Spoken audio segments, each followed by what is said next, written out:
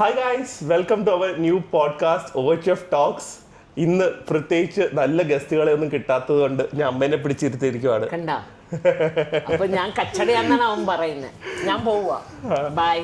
നിക്ക്, കാര്യം പറയട്ടെ. പിന്നെ സോ ആക്ച്വലി എനിക്കറിയാം പോഡ്കാസ്റ്റിൽ എല്ലാവരും കുറച്ചും കൂടെ എന്താ പബ്ലിക് ഫിഗേഴ്സിനെയും വെൽ നോൺ ഫിഗേഴ്സിനെയൊക്കെയാണ് വേണ്ടത്. പക്ഷെ നമ്മുടെ OHF ടോക്സിൽ കൂടെ മാക്സിമം നോർമൽ ആൾക്കാരുടെ എക്സ്ട്രാordinary ജേർണീസ് ആണ് കൊണ്ടുവരാൻ നോക്കുന്നത്. And I truly feel my mother's journey has been extraordinary. അമ്മയുടെ ജേർണി ഈ ഒരു 80 വയസ്സിൽ അമ്മ നിൽക്കുമ്പോൾ എക്സ്ട്രാordinary ആയിട്ടുണ്ടെന്നാണ് എനിക്ക് തോന്നുന്നത്. 80 ആയിട്ടില്ല കേട്ടോ. ബട്ട് അമ്മയുടെ നമുക്കൊരു ഇതിൽ ഞാൻ പറഞ്ഞ സെൻസേഷണലിസോ അല്ലെങ്കിൽ അങ്ങനെ ഒന്നും ഇല്ലെങ്കിലും from her birth to where she's today എന്നുള്ള ഒരു ജേർണി ആയിരിക്കും, ഒരു ലൈഫ് സ്റ്റോറി ആയിരിക്കും നമ്മള്. പക്ഷെ എനിക്ക് ഒന്നും ഓർമ്മയില്ല കേട്ടോ. ഇനി പറഞ്ഞൊക്കെ വരുമ്പോ വല്ലതും ക്ലിക്ക് ആയാലേ ഉള്ളൂ. ആരാ ഈ കൊച്ചിലെ തൊട്ട് ഈ 80 വയസ്സ് വരെയുള്ള കാര്യങ്ങൾ കുറച്ച് മെയിൻ പോയിന്റ്സ് ഓർമ്മ കാണുമല്ലോ. ഫോർ എക്സാമ്പിൾ അമ്മയുടെ ചൈൽഡ്ഹുഡിൽ നിന്ന് തന്നെ തുടങ്ങാം. എനിക്ക് തോന്നുന്നു അത് അന്നത്തെ കാലത്ത് വളരെ കുറച്ചു പേർക്ക് കിട്ടുന്ന ഒരു ചൈൽഡ്ഹുഡ് ആയിരിക്കും അമ്മയ്ക്ക് കിട്ടിയത്. കാരണം ഫോർ എക്സാമ്പിൾ താത്തനെ കുറിച്ച് തന്നെ പറഞ്ഞു കഴിഞ്ഞാൽ അമ്മയുടെ അപ്പ, എൻ്റെ ഫാദറെ കുറിച്ച് പറയുകയാണെങ്കിൽ ഞാൻ ജനിച്ചത് കുവൈറ്റിലാണ്. അപ്പോൾ അറബി, കാട്ടറബി. By birth I am a Kuwaiti. Okay. And I like to say that I am a Kuwaiti. നമുക്ക് കുവൈറ്റി ഒന്നുമല്ല, ബൈ ബർത്ത് എന്നാ പറഞ്ഞത്. അപ്പോ അങ്ങനെ അവിടെ 6 വയസ്സ് വരെ ഇരുന്നു. 6 വയസ്സ് ആ ടൈമിലൊന്നും അന്ന് അവരുടെ നാഷണാലിറ്റീസിന് മാത്രമേ ഉള്ളൂ സ്കൂൾസിൽ പോകാനുള്ള റൈറ്റ്. ബാക്കി നമ്മൾ ഏത് നാഷണാലിറ്റി ആയാലും ഹോം ട്യൂഷൻസ് ഒക്കെ കൊടുക്കണം. അന്ന് അത്ര ഇംഗ്ലീഷ് അറിയുന്നവരൊന്നും അവിടെ ഇല്ല കുവൈറ്റില്. അപ്പോൾ ഒരു പാകിസ്ഥാനിനെ ആയിരുന്നു ഞങ്ങൾക്കൊക്കെ ട്യൂഷൻ വെച്ചത് വീട്ടിൽ. ഒരു പാകിസ്ഥാനി ഫ്രണ്ട് ഉണ്ടായിരുന്നു അമ്മയ്ക്ക്, നെയ്ബർഹുഡ് കണ്ട. അപ്പൊ അവർക്ക് ആകെ അറിയുന്ന അവരുടെ ഉറുദുവും കുറച്ച് ഹിന്ദി അറിയാം, കുറച്ച് ഇംഗ്ലീഷ് അറിയായിരിക്കും. അന്നത്തെ കാലത്ത് അത് മതിയല്ലോ. അങ്ങനെ 6 വയസ്സ് വരെ അവിടെ ഇരുന്നു. അത് കഴിഞ്ഞപ്പോ പിന്നെ ഇനി എത്ര നാളവിടെ വെച്ചോണ്ടിരിക്കും, പഠിക്കണ്ടേ. അങ്ങനെ സ്കൂളിൽ ചുമ്മാ വീട്ടിൽ വന്നിട്ട് ട്യൂഷൻ എടുക്കും. എനിക്ക് അതൊന്നും ഓർമ്മയില്ല, അവരെടുത്തതൊന്നും ഓർമ്മയില്ല. അമ്മ പറഞ്ഞ ഓർമ്മ എനിക്കത്. പിന്നെ അവിടുന്ന് എന്നെയും ചേച്ചീനെയും, ഞങ്ങൾ 1.5 വയസ്സ് വ്യത്യാസം, എൻ്റെ നേരെ മൂത്ത സിസ്റ്റർ. ആ സിസ്റ്റർ ബാബ അന്നും സ്കൂളിൽ പോയിട്ടില്ല, ട്യൂഷനായിരുന്നു. 7 വയസ്സെങ്ങാണ്ടായി. എന്നിട്ട് എന്നെ സിസ്റ്ററിനെയും കൂടെ അവിടെ നിന്ന് ഞങ്ങളെ ഫ്ലൈറ്റ് കയറ്റി എൻ്റെ പാരൻസ് ഇവിടെ നാട്ടിൽ വിട്ടു. തറവാട്ടിൽ നിന്നാണ്. പിന്നെ അന്ന് അമ്മയ്ക്ക് 4 സിസ്റ്റേഴ്സ് 3 ബ്രദേഴ്സും ആണ്. ആരൊക്കെയാണ് അന്ന് നാട്ടിൽ വന്നത്? ഞാനും ജയന്തി എന്ന് പറഞ്ഞ എൻ്റെ സിസ്റ്ററും കൂടെ. ബാംഗ്ലൂരാണ് ഇപ്പോൾ. ബാക്കി എല്ലാവരും അവിടെയായിരുന്നോ? അല്ല, എന്റെ ഇളയവരൊക്കെ അവിടെയാ. സ്കൂൾ ഏജ് ആയപ്പോ ഇങ്ങോട്ട് വിട്ടു. എൻ്റെ മൂത്ത ബ്രദറിനെ ബാംഗ്ലൂര് സെന്റ് ജോസഫ് ബോഡ്വിൻ ബോയ്സ് സ്കൂൾ എന്ന് പറഞ്ഞാൽ അന്നത്തെ നമ്പർ 1 ഇന്ന് ഊട്ടിയിൽ കാണുന്ന പോലത്തെ അതേപോലത്തെ സ്കൂളായിരുന്നു. ബ്രദർ അവിടെ വിട്ടു. ചേച്ചീനെ പിന്നെ അമ്മ പ്രസവിച്ചത് നാട്ടിലായത് കാരണം ചേച്ചി തറവാട്ടിൽ വല്യമ്മയുടെ വല്യച്ഛൻ്റെ കൂടെ തന്നെ നിന്ന് ചേച്ചിയുടെ ലൈഫ് ചേച്ചി അങ്ങനെ ആക്കി. ഇടയ്ക്കെങ്ങാണ്ട് മാത്രം കൊണ്ടുപോയി വെക്കേഷൻ ടൈമിലെങ്ങാണ്ട്. പിന്നെ എൻ്റെ നേരെ മൂത്ത സിസ്റ്റർ ജയന്തി, ഞങ്ങളെല്ലാവരും 6 പേരും കുവൈറ്റിലാണ് ജനിച്ചത്. മൂത്ത ബ്രദർ മാത്രം അബ്ഡാനില്. എവിടെയാ അബ്ഡാൻ? അതെവിടെയാ? അബ്ഡാൻ ഒരു ഐലൻഡ് അല്ലേ? എനിക്കറിയില്ല. ട്രാവൽ അബ്ഡാൻ എന്ന് പറഞ്ഞ സ്ഥലം ഞാൻ കേട്ടിട്ടില്ല. അബ്ഡാൻ എന്ന് പറഞ്ഞ കേട്ടിട്ടില്ല, നീ ഗൂഗിൾ ചെയ്ത് നോക്കാം, ഞാൻ പറയുന്നില്ല. അവിടെ ആരാ ജനിച്ചേ? മൂത്ത ബ്രദർ. പിന്നെ അതിൻ്റെ സെക്കൻഡ് സിസ്റ്റർ എറണാകുളത്ത്. ബാക്കി ഞങ്ങൾ 6 പേരും കുവൈറ്റിലായിരുന്നു ജനിച്ചത്. അപ്പോൾ നെക്സ്റ്റ് സ്റ്റെപ്പ് ഞാനും എൻ്റെ സിസ്റ്ററുമാണ് അടുത്ത പഠിക്കാനായിട്ട് വരേണ്ടത്. അപ്പം ഞങ്ങളെ 2 കൂടെ അവിടെ നിന്ന് ഫ്ലൈറ്റ് കയറ്റി അയച്ചു. തറവാട്ടിൽ നിന്നാണ് പഠിച്ചതെല്ലാം. അന്ന് എനിക്ക് 6 വയസ്സ് അത്രയും കാണുള്ളൂ ഞാൻ വരുമ്പോൾ. അന്ന് LKG 1ാം ക്ലാസ് തൊട്ട് 6 വയസ്സ് തൊട്ട് കോളേജ് വരെ ഫുൾ സെന്റ് ട്രസാസ് ആയിരുന്നു.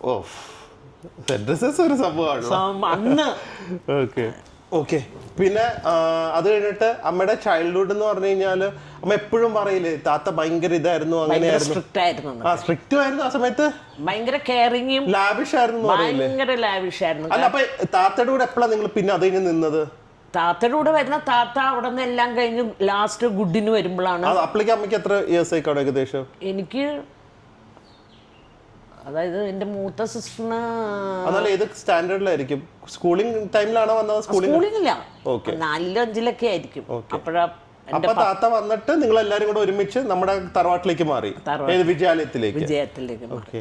ആ വിജയാലയം എന്ന് പറയുന്നത് താത്ത വാങ്ങിയ കഥയോ? അയ്യോ, അത് ഭയങ്കര കഥയാ. അത് ഫുള്ളൊന്നും കംപ്ലീറ്റ് പോയിന്റ് ടു പോയിന്റ് ഓർമ്മയൊന്നുമില്ല എനിക്ക്. റഫായിട്ട് പറഞ്ഞാൽ മതിയേ, കാരണം ഇത് കുറെ നീണ്ടു പോകും പോഡ്കാസ്റ്റ്. ഭയങ്കര നീണ്ടു. അതിനുമ്പോ കുവൈറ്റിൽ വെച്ച് എനിക്കൊരു സംഭവം നടന്നു, അത് പറയണ്ടേ? അത് അന്ന് എനിക്ക് 5 വയസ്സ്. ഓക്കെ. 5 വയസ്സിൽ ഞാനും ഈ ജയന്തി എന്ന് പറഞ്ഞ സിസ്റ്ററും പിന്നെ എൻ്റെ 2 ഒരു സിസ്റ്ററും കൂടെ, അത്രയും പേരും കണ്ടേ ഉള്ളൂ ഓർമ്മ എനിക്ക്.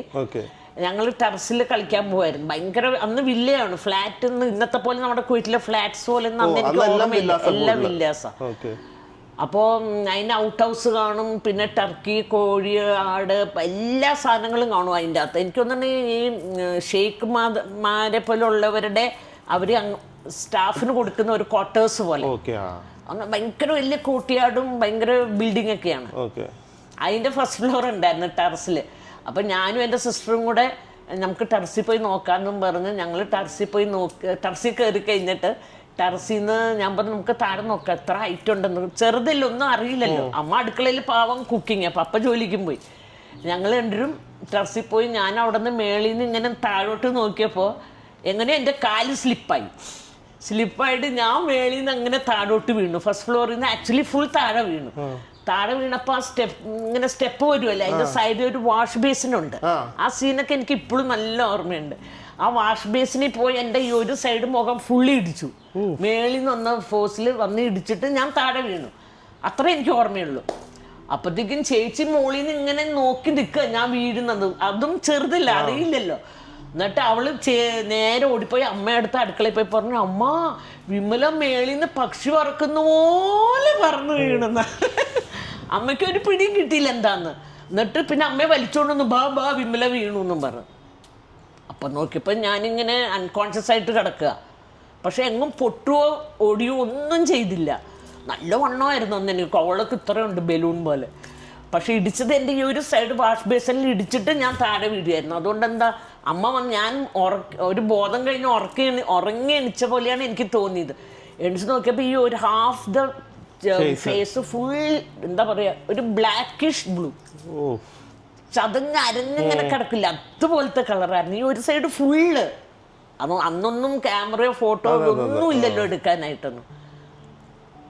അത്ര എനിക്ക് ഓർമ്മയുണ്ട് ആ സീൻ. അത് കഴിഞ്ഞ് അമ്മയ്ക്കങ്ങ് പേടി, പപ്പ വന്നാൽ കൊല്ലും. പിള്ളേർക്ക് എന്തെങ്കിലും ഒന്ന് ചെറുതായിട്ട് കരഞ്ഞാൽ അമ്മയ്ക്ക് ഡോസാ, പാവം.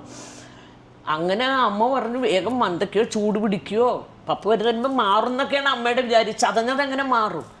പിന്നെ എന്തൊക്കെയോ മരുന്നൊക്കെ പറ്റിയിട്ട് പറഞ്ഞു വേഗം കയറി കിടന്നോ. പപ്പ വരുമ്പോൾ വഴക്ക് കുറേ അടിക്കുന്നു പറഞ്ഞു. അങ്ങനെ എന്നെ പിടിച്ച് കിടത്തി. അത്രയും എനിക്ക് ഓർമ്മയുണ്ട്. പിന്നെ പപ്പ വന്ന് പിന്നെ പിറ്റേ ദിവസം ജയന്തി പറയുന്ന അമ്മേനെ ഒരുപാട് വഴക്ക് പറഞ്ഞു. എന്നെ എടുത്തുകൊണ്ട് ആശുപത്രിയിൽ പോയി. വല്ലതൊക്കെ പറ്റിയിട്ടുണ്ടോന്നാണ്. കണ്ണിനൊക്കെ എന്തെങ്കിലും പറ്റാമല്ലോ. പക്ഷെ ദൈവാധീനം കൊണ്ട് ഒന്നും പറ്റിയില്ല. ഇന്ന് ഇങ്ങനെ ഇരിക്കുന്നു കണ്ടാ. ഫസ്റ്റ് ഫ്ലോറിൽ വീണ ഇപ്പോഴും ആ വീണ എന്താ പറയാ ആ ഒരു ട്രോമയായിട്ട് കിടക്കും. അതാണ് മറക്കുകയില്ല. അത് കഴിഞ്ഞിട്ട് അതങ്ങനെ ഒരു ഫസ്റ്റ് ഒരു ഭയങ്കര ഒരു ജീവമരണ പോരാട്ടമായിരുന്നു. 6-ാം വയസ്സിലോ 6-ാം വയസ്സിൽ 6-ഓ 5-ഓ അത്രേ ഉള്ളൂ. താത്ത ആക്ച്വലി ഒരു നോർമൽ ഫാമിലി ആയിരുന്നല്ലോ. താത്ത കഷ്ടപ്പെട്ട് തന്നെ വളർന്നത്. കുവൈറ്റിൽ പോയാണ് പപ്പ. എത്ര വയസ്സിൽ പോയി കിടന്നു? താത്തയുടെ ഒരു 30 വയസ്സിലെങ്ങാണ്ട് പോയി. അല്ല 30 അല്ല 18 വയസ്സിൽ എന്റെ ഫാദർ നാട് വിട്ടു. അന്ന് കുറച്ച് ഫൈൻ ആവാൻ വീട്ടിൽ ഭയങ്കര ജോയിന്റ് ഫാമിലി ഇല്ലേ, അന്നൊക്കെ ഒരുപാട് പേരുണ്ട്. ഇവര് 10 പേരാ പപ്പയുടെ കൂടെ പറഞ്ഞവര്. പപ്പയാണ് ഏറ്റവും ആളത്, പിന്നെ ഒരു സിസ്റ്ററേ ഉള്ളൂ. അപ്പൊ അന്ന് പിന്നെ പപ്പ മിടുക്കനായിരുന്നു പഠിക്കാൻ. പക്ഷെ അന്ന് അത്രയൊന്നും എഡ്യൂക്കേഷൻ ഒന്നും ഇവിടെ ഇല്ല. പപ്പയുടെ ബ്രദർ ബാംഗ്ലൂർ ഉണ്ടായിരുന്നു. ആ ബ്രദറാണ് 18 വയസ്സിൽ പപ്പേനെ ബാംഗ്ലൂർ കൊണ്ടുപോകുന്നത്. ബാംഗ്ലൂരാണ് പോയത് ആദ്യം. ഇവിടുന്ന് അവിടെ പോയി നിന്ന് പിന്നെ അവര് പഠിപ്പിച്ച് ടൈപ്പ് ഷോർട്ട് ഹാൻഡ് അന്ന് എന്തൊക്കെയോ അങ്ങനെ പഠിച്ചിട്ട് പിന്നെ ഭയങ്കര കേപ്പബിൾ ആയിരുന്നു. എന്തു പറഞ്ഞു കൊടുത്താലും അപ്പോൾ ഗ്രാസ്പ് ചെയ്യും പപ്പ. പിന്നെ ടെക്നിക്കൽ സൈഡ് എന്തൊക്കെയൊക്കെ പഠിച്ചിട്ടുണ്ടായിരുന്നു. അങ്ങനെ അതെല്ലാം പഠിച്ച് അവിടുന്ന് കുവൈറ്റിൽ പപ്പയുടെ ബ്രദർ ഇൻ ലോ ആണ് പപ്പയെ കൊണ്ടുപോയത്. അങ്ങനെ കുവൈറ്റിൽ അവിടെ നിന്ന് ഉണ്ടാക്കിയാണ് താത്തയുടെ പൈസയും വെൽത്ത് ഒക്കെ. വെൽത്ത് അല്ല. അങ്ങനെ ബാംഗ്ലൂരിൽ നിന്ന് പോകുന്നത് അബിഡാനിലാണ്. ഓക്കെ. അബിഡാനിൽ പോയി അവിടെ കുറച്ച് വർഷം ഉണ്ടായിരുന്നുണ്ട്. അവിടെ വെച്ചാണ് പിന്നെ എൻ്റെ മൂത്ത ബ്രദറെ പ്രസവിക്കുന്നത്. Okay okay. അങ്ങനെ അവിടുത്തെ നാഷണാലിറ്റിയാണ് ബ്രദർ. ഓക്കെ. പിന്നെ അതെല്ലാം കഴിഞ്ഞ് പിന്നെ അങ്ങനെയൊക്കെ ഇവിടുത്തെ തറവാട് വാങ്ങിയതപ്പോ എപ്പോഴാ? വിജയാലയം വാങ്ങിയതൊക്കെ തിരിച്ചു വന്നിട്ടാ? തിരിച്ചു വന്നിട്ടാ. ഓക്കെ.